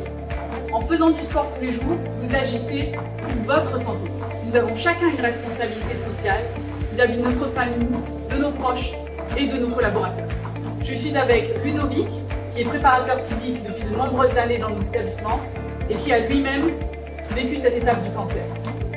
Bonjour Carole, bonjour à tous. Je m'appelle Ludovic Méret, je suis préparateur physique et coach médico-sportif. Dans mon métier, je côtoie des personnes atteintes de maladies chroniques comme le cancer. Avec les différents acteurs de santé, nous essayons d'améliorer donc, comme le disait Carole, la qualité de vie des personnes pendant leur traitement et surtout après. Moi-même, croisé le chemin du cancer, grâce à mon hygiène de vie et une activité physique adaptée, j'ai pu reprendre le cours de ma vie normalement très rapidement. Alors le cancer peut oublier sa tête.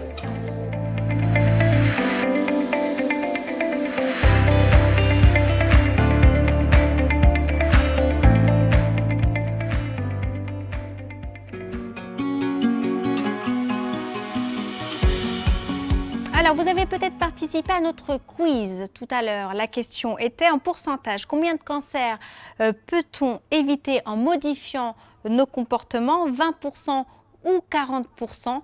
Vous avez été très à l'écoute car vous avez été 97% à donner la bonne réponse. Et oui, rien qu'en changeant nos comportements alimentaires, sportifs, on peut réduire de 40% les cancers qui pourraient nous atteindre. Donc bravo, nous allons tirer au sort 3 gagnants qui gagneront un parapluie ou un masque moustache. Vous connaîtrez le nom des gagnants à la fin de l'émission. Alors, sachez-le, dans un parcours de maladies cancéreuses, 60% des patients sont traités en radiothérapie, 80% passeront par de la chirurgie, 40 à 50% par de la chimiothérapie. Et sur ces 3 domaines, il y a eu des avancées technologiques majeures ces dernières années, financées par ces appels aux dons, comme aujourd'hui dans Defistar. On est sur une cagnotte de quasiment 25 000 €. Chaque euro que vous mettez dans cette cagnotte, elle sert à ça, à faire évoluer les innovations technologiques qui permettront de guérir de plus en plus de cancers. On est en direct avec le professeur David Azria. Vous êtes directeur, bonsoir, scientifique à l'ICEM, à l'Institut du cancer de Montpellier, responsable du département de radiothérapie. Ça fait 25 ans que vous travaillez à l'Institut, vous dédiez votre vie à la lutte contre le cancer, à la recherche, essayez d'aider le maximum de patients. Alors, il faut être honnête, quand on parle de radiothérapie, ce qui fait peur, surtout, ce sont les effets secondaires. Est-ce que ces innovations technologiques, elles peuvent nous rassurer? Est-ce qu'elles ont réduit ce nombre d'effets secondaires? Oui, bonsoir à tous. Effectivement, il faut d'abord rassurer toute la population. Les innovations, c'est un point, mais la radiothérapie qu'on appelle conventionnelle est déjà extrêmement sophistiquée, avec une réduction déjà des effets secondaires de manière extrêmement importante depuis à peu près 20-25 ans. La sophistication, l'innovation a permis, à mon avis, de franchir encore un cap, mais pour des patients ou des tumeurs qui le nécessitaient, qui correspondent à peu près à 5-10% des patients, où il y a des tumeurs qui bougent beaucoup, qui doivent être suivies pendant le traitement, avec une appréciation du volume qui doivent être extrêmement bien ciblées et de protéger les tissus sains autour.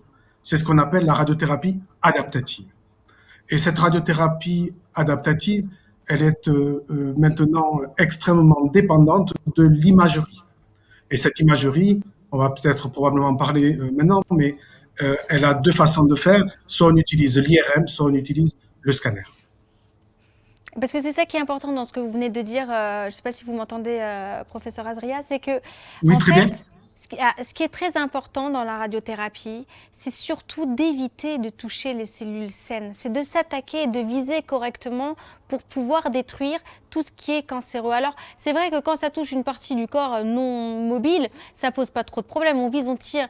Mais quand il s'agit des poumons, quand il s'agit d'autres organes qui sont plus mobiles, à ce moment-là, il faut des machines spécifiques, des méthodes spécifiques. Et là-dessus, on avance. Oui, vous avez exactement dit le point important. Ce qu'il faut bien maîtriser, c'est que, en fait, en oncologie radiothérapie, on est à peu près dans la même situation que le chirurgien. Pourquoi je dis ça? C'est que lorsque vous avez une décision à prendre d'arrêter la zone d'irradiation à côté de la tumeur, si on le fait trop près de la tumeur, on a un risque de récidive. Si on le fait trop loin, on a un risque de trop irradier les tissus sains et donc d'entraîner des complications autour. Donc c'est une décision extrêmement importante, médicale, pour ne pas entraîner trop de récidives et ne pas entraîner trop de séquelles. C'est un peu ce que fait le chirurgien quand il enlève quelque chose, quand il enlève la tumeur à un endroit, il doit décider et nous on est au même stade. Alors pour cela on sait. Oui, pardon. Non, mais juste, on parle de grosses interventions quand même. La chimiothérapie, la radiothérapie, on le sait, c'est quelque chose de, bien sûr. de difficile. Pour vous, l'une des priorités aussi, c'est de pouvoir détecter le plus tôt possible les patients les plus sensibles, ceux qui pourraient mal réagir au traitement. Ça reste une priorité aussi. Tout à fait. Alors, avant cela, on doit quand même dire un mot pour la radiothérapie adaptative. Elle utilise des technologies de radiologie extrêmement importantes associées. L'IRM, maintenant on fait de la radiothérapie sous IRM, c'est-à-dire qu'on voit encore mieux certaines tumeurs. On fait de la radiothérapie sous scanner associé à l'intelligence artificielle, ça s'appelle l'ETHOS. On est le seul centre en France maintenant à Montpellier qui a associé ces deux techniques dans le département. Donc je crois qu'il faut souligner cette avancée technologique, radiologique pour aider à mieux traiter les patients. Alors par rapport à votre question, oui, on a associé en plus de la technologie, la biologie. Et avec une simple prise de sang, depuis 20 ans maintenant, on a créé un test de radiosensibilité qui nous permet de identifier les patients qui sont à risque de séquelles. Et donc, en plus du risque biologique, avec une prise de sang, avec une technologie adaptée, on est capable d'être encore plus personnalisé. Je crois que c'est le mot-clé ce soir. Il n'y a plus une seule radiothérapie, mais plusieurs radiothérapies en fonction d'un risque de séquelles, mais également un risque de récidive qui sera adapté. Et donc, la technologie permettra de choisir quel patient va être traité par quelle technique. Et pendant que nous parlions, je ne sais pas si vous avez regardé en haut de votre écran, l'appel aux dons fonctionne. On vient de dépasser la barre des 35 000 €, 35 175 € de dons ce soir pour le Défistar. On le rappelle, l'adresse mail, on peut toujours le répéter, www.defistar au pluriel-cancer.fr. Merci, docteur Adria, d'être aussi pédagogue. Moi, je comprends tout quand vous me parlez. Je voulais qu'on termine peut-être ce propos ensemble sur un mot qu'on a déjà évoqué. C'est l'immunothérapie. On en a parlé en avant-propos, il me semble, avec le docteur Ichou. Là aussi, en fait, ce serait génial de faire des avancées sur l'immunothérapie. On a rappelé ce que c'était que la définition, c'est-à-dire qu'on donne les armes, les clés à notre propre corps, à nos cellules saines pour jouer le jeu de combattant du cancer. C'est bien ça. Est-ce que là-dessus, on a des espoirs ou on en est juste au début? On en est où? Alors, clairement, on a parlé de la radiothérapie, on a parlé de la chimiothérapie conventionnelle. Le grand progrès depuis certaines années, depuis 3-4 années, c'est l'immunothérapie. Alors, en fait, qu'est-ce que c'est? C'est que le cancer est extrêmement intelligent. Il est capable d'inhiber notre système de défense, de l'endormir, en gros. Alors, ce qu'on ne sait pas exactement, c'est est-ce que ce sont des cellules cancéreuses qui endorment le système immunitaire ou est-ce que les cellules cancéreuses se sont développées parce que notre système immunitaire est déficient? Alors, il y a sûrement telle ou telle raison. Quoi qu'il en soit, l'immunothérapie est là pour réveiller ce système immunitaire, lui redonner des forces, mieux reconnaître les cellules cancéreuses. Et donc, on utilise un médicament pour que notre propre corps se batte contre cet envahisseur qu'est le cancer. Merci beaucoup, professeur Adria. Merci d'être aussi bon vulgarisateur. Merci d'avoir été avec nous ce soir. Merci surtout pour tout ce que vous consacrez à la lutte contre le cancer. Ce soir, c'est aussi une façon de vous dire merci. Nous qui sommes les malades, les aidants, les proches, qui sommes parfois démunis et qui comptons beaucoup sur vous. Vous prenez souvent ce temps pour nous expliquer, pour nous donner les infos, pour essayer de comprendre, de rationaliser parfois des maladies qui frappent nos proches, parfois les plus jeunes, parfois nos anciens. Et merci encore infiniment pour votre engagement à vous et tous vos collègues de l'Institut du cancer de Montpellier qui sont à l'œuvre et à l'initiative de ce Défi-Star ce soir. Alors, des défis, il est temps qu'on en retrouve un, non? On va parler musique, on va parler art-thérapie, comment la musique peut nous aider à nous soigner. C'est aussi l'un des volets qui est développé par l'Institut du cancer de Montpellier. Je vous propose d'écouter cette petite introduction qui nous a été concoctée par Aude Manteau, qui est musicothérapeute à l'Institut du cancer de Montpellier. Écoutez. La musicothérapie est une pratique de soins que l'on qualifie de thérapie de soutien. Donc c'est par la musique que l'on va pouvoir accompagner et soutenir le patient tout au long de son parcours de soins pour des problématiques psychiques ou physiques.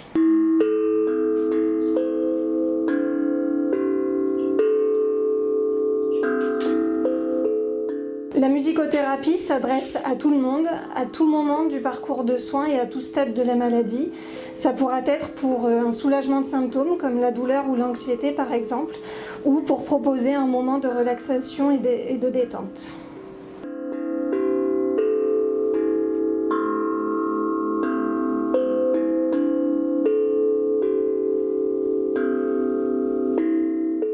La musicothérapie est présente à l'ICM depuis le mois de juillet 2019. C'est une technique qui se base sur des recherches scientifiques. Alors voilà, mais par contre, en revanche, j'entends plus rien, c'est normal?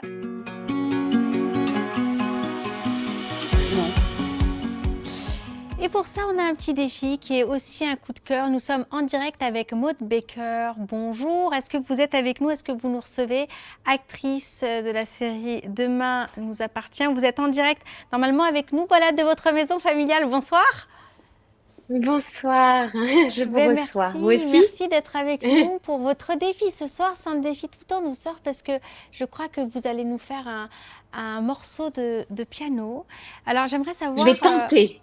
Tenter Vous vous êtes fait un auto-défi?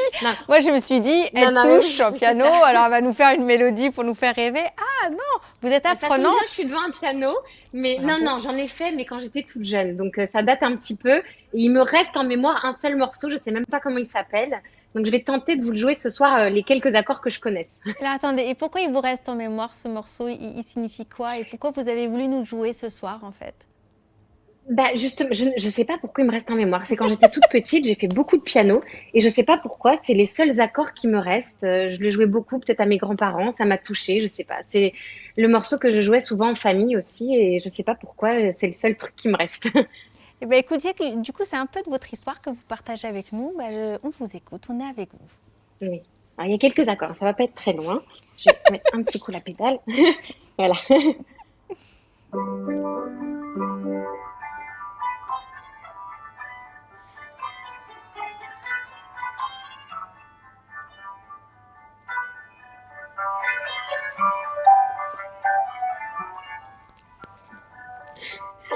Quelques notes fausses, hein.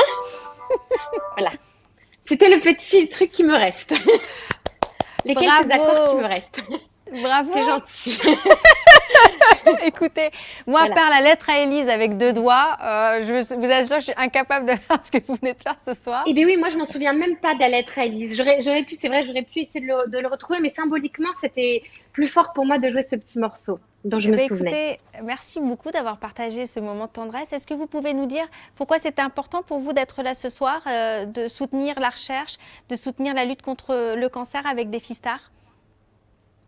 Oui, bah déjà, merci beaucoup de m'avoir conviée et de m'avoir invitée et bravo pour ce que vous faites. Parce que malheureusement, quels que soient les âges et les générations, c'est un sujet qui nous touche beaucoup et cette maladie touche beaucoup de personnes. Et moi, je suis actuellement dans ma maison familiale, comme vous l'avez dit, parce que j'ai eu un décès d'un très proche ces derniers jours du cancer. Donc c'est vrai que symboliquement, c'est encore plus fort. Voilà, je me dis que de là-haut, c'est important aussi. Et j'ai malheureusement autour de moi beaucoup de jeunes aussi et de jeunes filles qui ont des cancers. Et donc, avec voilà, parfois des récidives. Maintenant, la médecine, c'est formidable aussi ce qu'ils font. J'entendais vous parler de toutes les méthodes, c'est incroyable les avancées, mais malheureusement, c'est pas encore. S'il faut encore leur donner plus de moyens pour pouvoir encore faire d'autres recherches et pour avoir d'autres moyens. Donc c'est pour ça que ce genre d'événement est très très important. Puis c'est important aussi pour vous parce que je pense que ce genre d'initiative, c'est aussi pour rappeler aux aidants, à ceux qui ne sont pas forcément malades mais qui voient leur entourage qui est impacté. On est parfois dans une forme d'impuissance. Et ce genre d'événement, c'est aussi cette solidarité, c'est se dire qu'on est tous ensemble, qu'on travaille tous dans la même direction. C'est adorable de votre part, malgré le deuil qui touche votre entourage, d'avoir accepté de continuer à participer avec nous pour cette soirée Défistar. Vous avez raison, Maud Baker, en fait. Et c'est vrai que le personnel soignant, on peut vraiment les féliciter. Et là, pour avoir vu l'accompagnement auprès de mes proches, ils sont extraordinaires. Extraordinaires. Et auprès des malades, auprès des proches, de tout le monde, c'est vrai que comme dit, c'est aussi tout ce qu'il y a autour et toutes les personnes qui entourent les malades. Et le personnel soignant est formidable. Vraiment. C'est pas facile, le métier qu'ils font. C'est vraiment très, très difficile. Merci beaucoup pour les mots que vous avez employés, pour les notes de musique que vous nous avez permis d'entendre.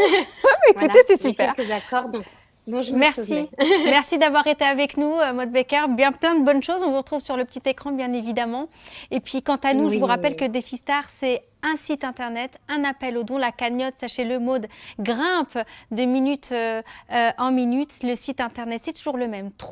www.défistar au pluriel-cancer.fr. Vous avez 3 façons de participer, soit un don direct, soit acheter, je m'en lasse pas moi, le parapluie rose, hop, rose, allez, témoin du soutien contre le cancer du sein, on va en parler dans un instant. Et puis vous pouvez également acheter ces masques moustaches. Alors celui-là, c'est un peu le symbole de la lutte contre les cancers masculins. Non, c'est dans l'autre sens. Voilà, vous savez que les masques, on va en avoir encore besoin un bon petit dedans. Et regardez la cagnotte, 35 355 €. Merci pour votre soutien, merci pour la recherche, merci pour Montpellier, parce que vous le savez, cette cagnotte, c'est notamment pour financer un centre qu'on appelle de transfert, un centre qui permettrait en fait de réduire les trajets entre les malades, les symptômes, les cancers et l'innovation, pouvoir raccourcir ce trajet et apporter au plus près des patients les innovations technologiques. Alors, deuxième quiz. Est-ce que vous êtes prêts? À vous de répondre, à vous de bosser. Question. Quelle est la durée minimum d'activité physique par jour recommandée chez les enfants? C'est une question qui vous a été posée tout à l'heure. C'est une question quiz à laquelle Laurent avait répondu juste. Alors, c'est 1 heure par jour ou réponse B, 2 heures par jour. Quelle est la durée minimum d'activité physique par jour recommandée chez les enfants? Nous tirerons au sort 3 gagnants qui gagneront, je ne vous le montre pas quand même, un parapluie rose ou un masque moustache. On donnera la réponse dans une dizaine de minutes.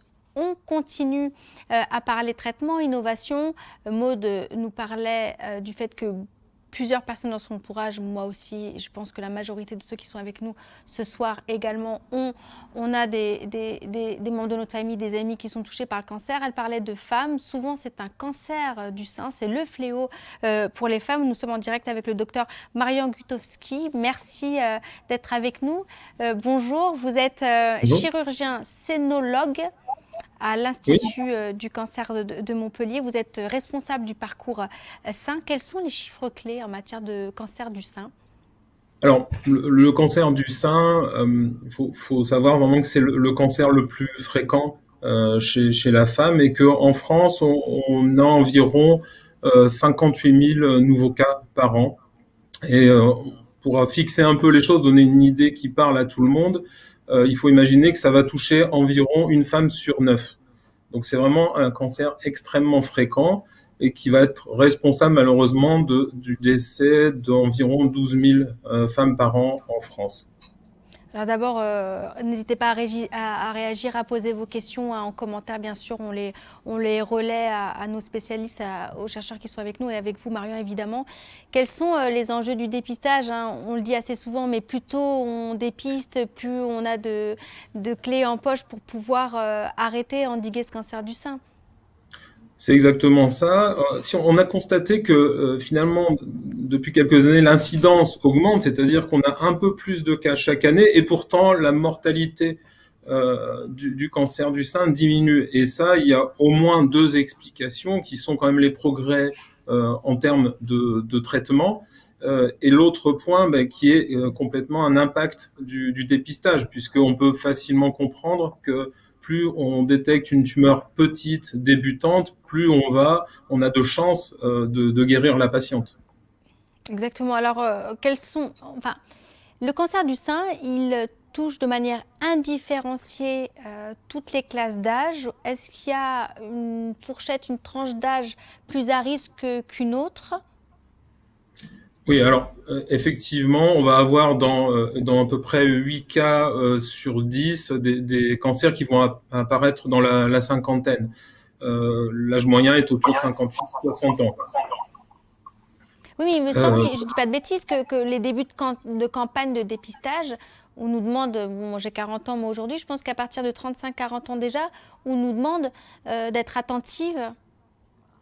Alors, il y a 2 choses différentes, hein. Il y a le dépistage lui-même, tel qu'on l'appelle, le dépistage organisé. Lui, il est suggéré aux patientes de 50 à 74 ans, et cela en l'absence de facteurs de risque particuliers ou de symptômes. Mais effectivement, on peut envisager un dépistage individuel dès lors qu'on se retrouve par exemple dans une famille à risque ou avec soi-même un antécédent particulier ou des symptômes. Alors en matière de cancer du sein, on en est où en termes d'innovation technique, technologique? Alors, globalement, c'est valable pour tous les cancers, mais l'idée a été quand même d'établir un profilage des tumeurs et puis de progresser dans chaque compartiment de traitement, que ce soit la chirurgie, la radiothérapie, comme on en a parlé, les thérapeutiques ciblées associées à la chimiothérapie, et également dans les stratégies de prise en charge, c'est-à-dire de prioriser, de décider quel est le traitement qui va être réalisé en premier, et c'est pas toujours la chirurgie, et ça en fait pour augmenter les chances de guérison.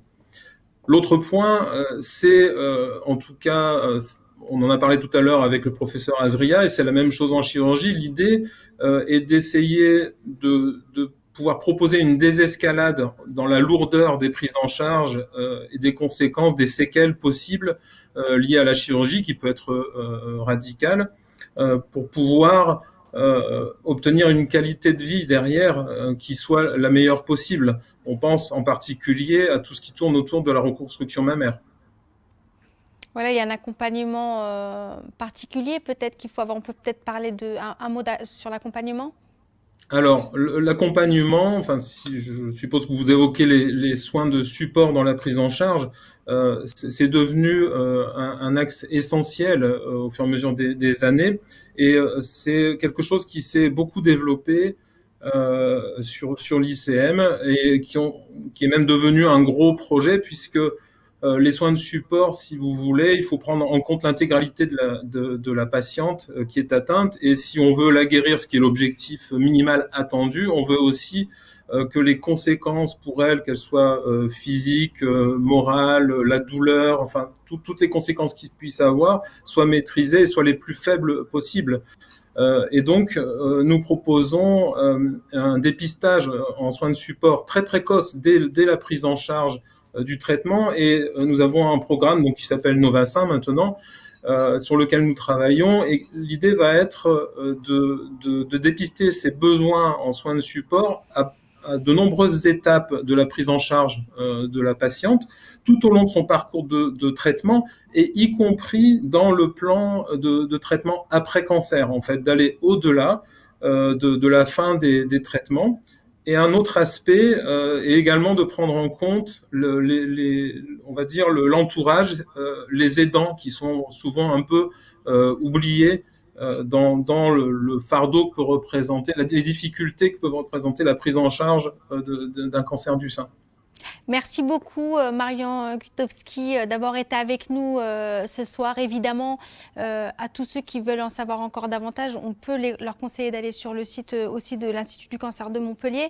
Là-dessus, il n'y a pas de souci. Merci beaucoup d'avoir été aussi précis, d'avoir consacré du temps pour nous. Peut-être qu'on va faire un petit point sur les dons, parce que je peux vous dire que vous êtes généreux ce soir. Vous êtes avec nous et on atteint un chiffre qui a dépassé, je crois, les 35 000 euros ce soir. On va le découvrir ensemble. Ça arrive, roulement de tambour. 35 405 euros.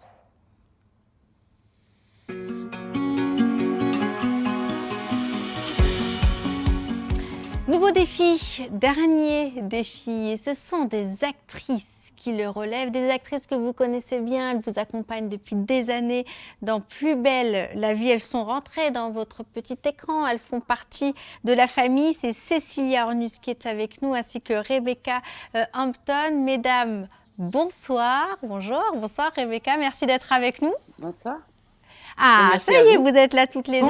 Bonsoir Cécilia.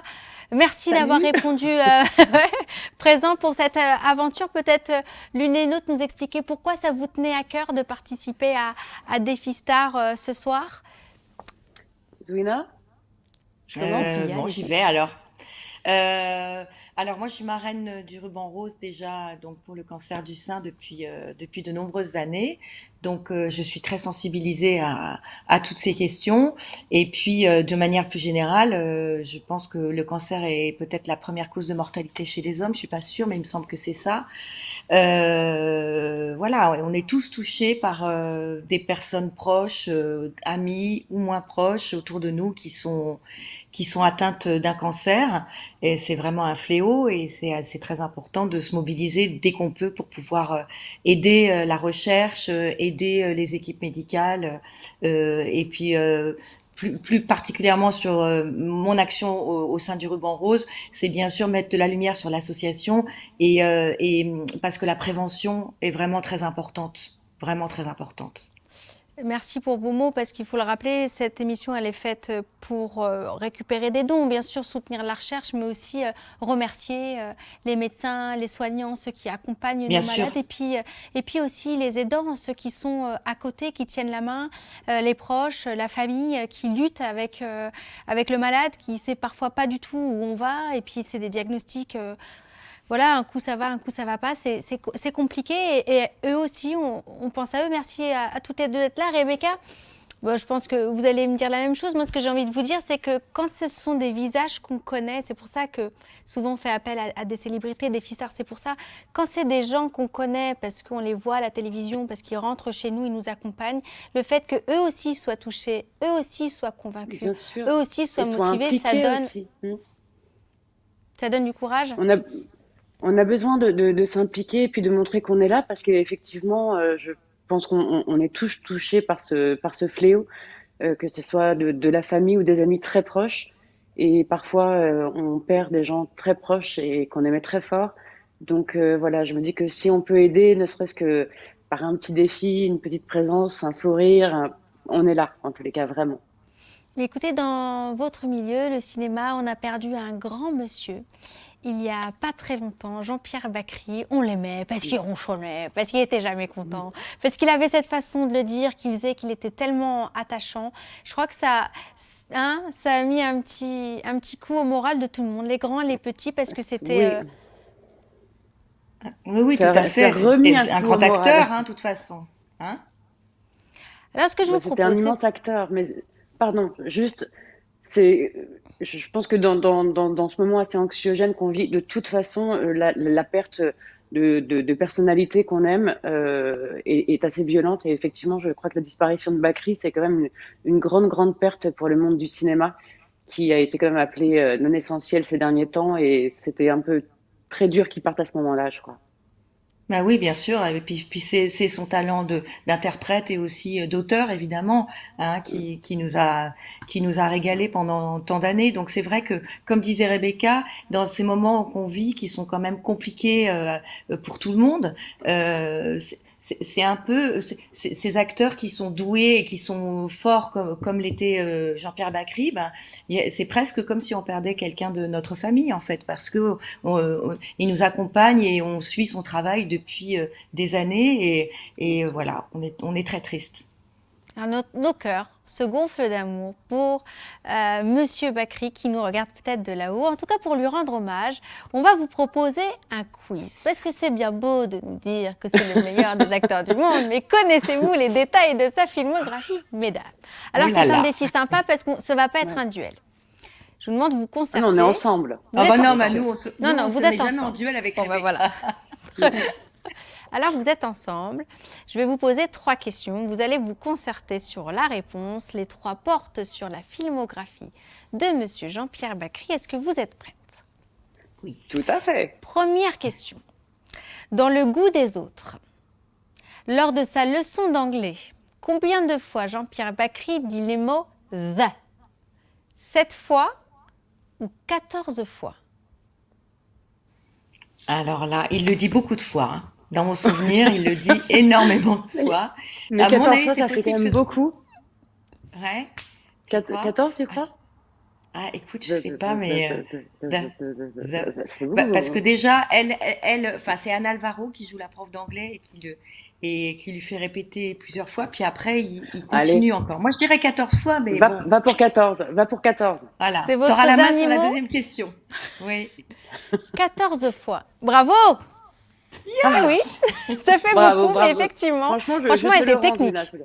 Elle était très Ouais. technique, cette question. Bravo, mesdames. On passe à la deuxième question. Dans le sens de la fête, qu'est-ce que Bacri ordonne à son équipe de servir aux convives? Des feuilletés aux anchois ou des bouchées à la reine? Alors là, Je pense que c'est, si je me rappelle bien, je pense que c'est des feuilletés aux anchois, parce il doit y avoir un problème, je pense, au moment du. Oui, il manque un plat, et donc pour les faire attendre, on leur sert des feuilletés aux anchois, et il me semble que c'est ça, mais je crois que c'est ça. alors vas-y, là je te fais entièrement confiance parce que franchement, je peux pas répondre parce que je vais répondre au pif. Donc Bah alors je dis des feuilletés aux anchois. voilà. dis Moi, pareil. Je dis Alors, feuilletés aux anchois. Rebecca aussi. Mais quelle équipe! Voilà. Mais quelle équipe! Voilà. Bravo, mesdames! Feuilletés aux Cécilia. Moi je fais juste oui depuis tout à l'heure. Non, c'est cool, c'est bien. Alors, Mais c'est troisième, bien cette déjà fois, de dire oui. Rebecca, on compte sur vous là. La troisième, c'est la vôtre. Dans Cuisine et dépendance, que dit-il au sujet des convives qui arrivent en retard? Ça fait rire. Être en retard, ça fait riche, ou être en retard, ça fait chier? Ça fait riche, je crois. Ouais, je Non pense que c'est ça. C'est aussi. validé, bravo! Et ben voilà, Rebecca! Super. Oui. Ah là j'y suis allée parce que Bravo. bon quand même. Être Ouais, en ouais, retard, c'est ça bien. fait riche. On va la garder, celle-là. J'adore. En plus j'adore cette phrase. Ouais. Merci beaucoup, mesdames, d'avoir été avec nous. Merci pour vos mots, pour votre bonne tellement- humeur. Merci à vous. pour, merci à vous. de nous Ah, avoir non, mais accueillis attendez. dans l'émission. Attendez, Oui. parce que vous vous en sortiez bien. Moi, je pensais que c'était terminé. Il y en a encore une. Ah non, il y en a une autre. Allez. Jean-Pierre Bacri a joué, ah oui c'est vrai, à côté d'Alain Chabat dans Astérix et Obélix, Mission Cléopâtre. Vrai ou faux? Moi je pense que c'est faux. Moi, je m'en rappelle pas non plus, mais Non, On dit non alors? Ouais. Non. Ta réponse est non? Non. Faux. Bravo. Cela étant, Ah, je bah voilà. crois, Ah, ouf. attendez que je regarde, Ça me il paraissait me bizarre, semble quoi. qu'il a eu... Voilà, Mais il a jouer participé au Didier. script. Il a participé au Ah, script. voilà. Voilà, mais il Il n'a a pas pas joué joué. aux côtés d'Alain Chabat. Bravo, mesdames. 5e et dernière question. Ah oui, non, mais on n'a pas fini. Ah ouais, en fait, moi, j'étais là. Allez, salut. N'importe quoi. Salut les meufs. Non, non. Non, c'est la fin de l'émission. Ça fait un petit Oui, moment que vous la tenez entre les mains, cette Ah, c'est émission. gentil. Donc bravo à vous. Merci. Oh là là. Oh là là. Ah non, on me dit qu'il n'y a plus de questions. Ah bah non, il y en a non. une. Ah bah J'en voilà. ai une, moi, là. Bah, je vous la pose, moi. Jean-Pierre Bacry a reçu le prix du scénario au Festival de Cannes 2004 avec Agnès Jaoui pour le film Comme une image ou Une femme de ménage. En 2004. Elle est dure, ça. Alors là, Comme une image. Jean-Pierre Bacry a Comme reçu une le image. prix du scénario au Festival de Cannes 2004 avec Agnès Jaoui pour le film Comme une image ou Une femme Comme de une ménage. image. Comme une image. Comme une image. Vous êtes d'accord toutes les deux? Bah, oui, moi je suis d'accord. Mais c'est un sans faute.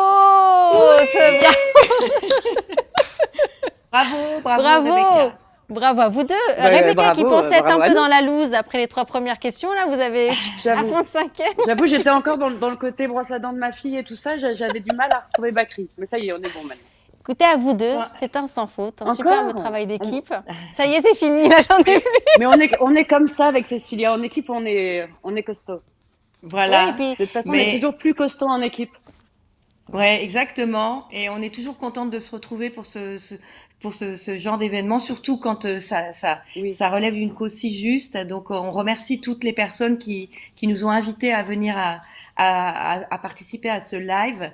Et puis, bon courage pour les chercheurs, pour tous les gens qui sont malades, pour tous les soignants qui portent vraiment cette maladie et qui aident vraiment les gens souffrants à traverser ces moments très difficiles. Hein. Ouais. Et les Rebecca accompagnants Hampton, aussi, Cécilia Ornus, merci pour tout, pour vos mots, pour votre présence, votre rire, votre intelligence. Merci à vous. Merci pour cet hommage. Et je vous le rappelle, il y a un site internet. À bientôt, mesdames. Au plaisir de vous À revoir bientôt. et merci Au pour revoir. tout votre Des bisous soutien de pour loin. la lutte contre le cancer. Enfin, avec le coude, hein, vous savez, en ce moment. Oui, c'est ça. Vraiment. Au revoir. Au revoir. Au revoir. Je vous rappelle, le site internet, c'est www.defistar au pluriel-cancer.fr. On arrive déjà à la fin de cette émission. La cagnotte, elle reste, elle est ouverte. Vous pouvez continuer à donner pour aider la recherche, la lutte contre le cancer. Vous le savez, vous l'avez compris, le but ultime, regardez cette cagnotte qui continue à augmenter, 35 575 euros. Il est 8h moins 5. Vous avez plusieurs façons de donner. C'est ce site www.defistar au pluriel-cancer.fr. Vous pouvez donner directement de l'argent. Je sais que ça vous manque, alors je vous le montre. Il y a, hop, le parapluie rose, voilà, qui vous tiendra. Je veux dire qu'il est solide, hein. Ça, c'est vraiment les... Attends, comment je fais? Hop, hop, voilà. Comme les parapluies de mon papa et de ma maman quand j'étais jeune. Hop, bien solide, ça vous tiendra. Pas encombrant en plus, ça vous fait un peu de canne si vous avez un peu de l'arthrite. Là, il pleut, c'est pas très agréable. Et puis, vous avez aussi le masque moustache, hop, qui représente la lutte contre les cancers masculins. C'est sur le même site, www.defistar au pluriel-cancer.fr. Pour terminer ces 2 heures de live ensemble, le professeur Ichou est avec nous en direct. Marc, est-ce que vous m'entendez? Voilà, quelle belle Tout à soirée. fait. Magnifique. Merci. Magnifique. Un grand merci d'abord à vous, Myriam, d'avoir animé toute cette émission avec un tel talent. Merci à toutes les stars qui ont vraiment joué le jeu et ont répondu présentes. Et puis merci bien sûr aux entreprises qui nous ont aidés. Et puis un grand merci à vous tous qui vous êtes connectés et qui avez fait ces dons qui vont être très utiles et très utilisés à bon escient pour vraiment faire progresser la recherche sur le cancer. Et il faut savoir que cette générosité, c'est un encouragement formidable pour toutes les équipes de l'ICM, notamment avec les plus de 1000 personnes qui participent au quotidien aux soins et au traitement des patients, et puis aux 250 chercheurs qui sont sur notre site et qui aussi ont pour ambition vraiment d'essayer d'améliorer la prise en charge de nos patients. Donc voilà, je crois que c'est vraiment un grand merci à tout le monde. Et c'est moi qui vous remercie, vous avez été formidables. On s'est eu au téléphone les uns et les autres pour proposer cette émission ce soir. Et au sein de l'ICM, on peut le dire, vous avez des chercheurs, des professeurs, mais hyper capés. Ça fait 25 ans, 30 ans qu'ils travaillent cette matière très compliquée. Ils ont passé un temps merveilleux à m'expliquer des choses très simplement. Il y a une intelligence humaine, de cœur et technique chez vous qui est vraiment un sucre d'orge. Merci à vous les médecins, merci à vous l'Institut, vous et les autres instituts régionaux et nationaux, parce qu'on sait ce que c'est, on est tous touchés par le cancer, parce qu'on est accompagnant ou parce qu'on est souffrant.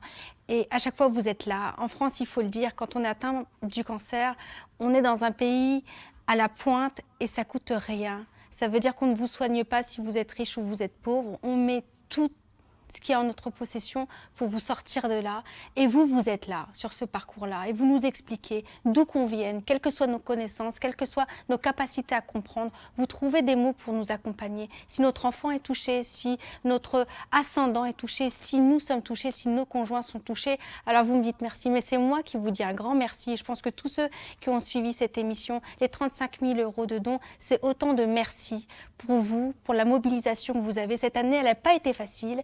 Le coronavirus, on le sait, ça a pu ralentir un certain nombre d'opérations. Ça a entraîné un certain nombre de conséquences pour les gens qui sont touchés par le cancer. Et vous êtes là, à leur côté, pour essayer de décaler des opérations, pour essayer de trouver des solutions. Donc c'est moi qui vous dis merci. C'est toute l'équipe qui est là autour de cet événement qui vous disent merci. Je pense que tous ceux qui vous ont donné 1 €, un sourire, un like, un vu, un partage, un commentaire, c'est ça qu'ils veulent vous dire. Merci beaucoup. C'est la fin de cette émission. Se quitte avec une cagnotte de 35 595 €. Il y avait un petit sondage dont on n'a pas donné le résultat parce qu'on a lancé un dernier quiz, me dit-on. Et Myriam, où es-tu? Mais bien sûr.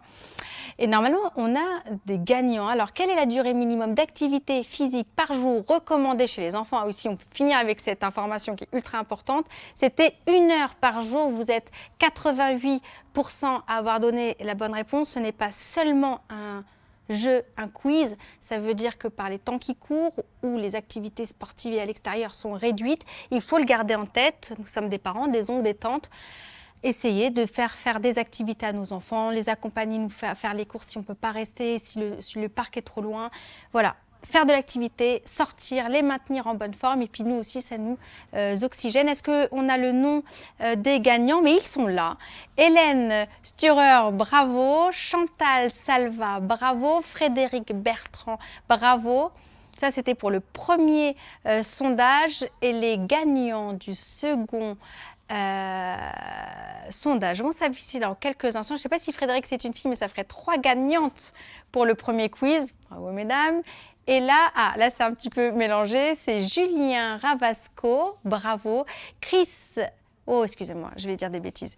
Ludvetti, j'espère que je n'ai pas accroché. Et Karen Smith. Alors tous les 6, vous avez gagné. Vous recevrez soit, je sais, allez, une petite pour la fin. Un parapluie rose, voilà, le rose qui est le symbole de la lutte contre le cancer. Ou alors, je vais vous dire en ce moment, les deux vous seront utiles, à la fois le parapluie, soit le masque moustache qui est là et qui lui symbolise la lutte contre les cancers masculins.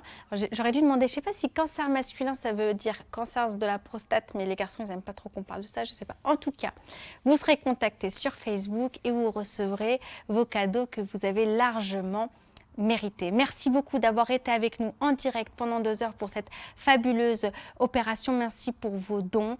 Merci pour les chercheurs, les médecins, les soignants. Une grosse tendresse pour les malades, leurs familles, les aidants. À très bientôt peut-être. C'est la fin de ce Défi Star le 4 février 2021, journée mondiale de lutte contre le cancer. Au revoir.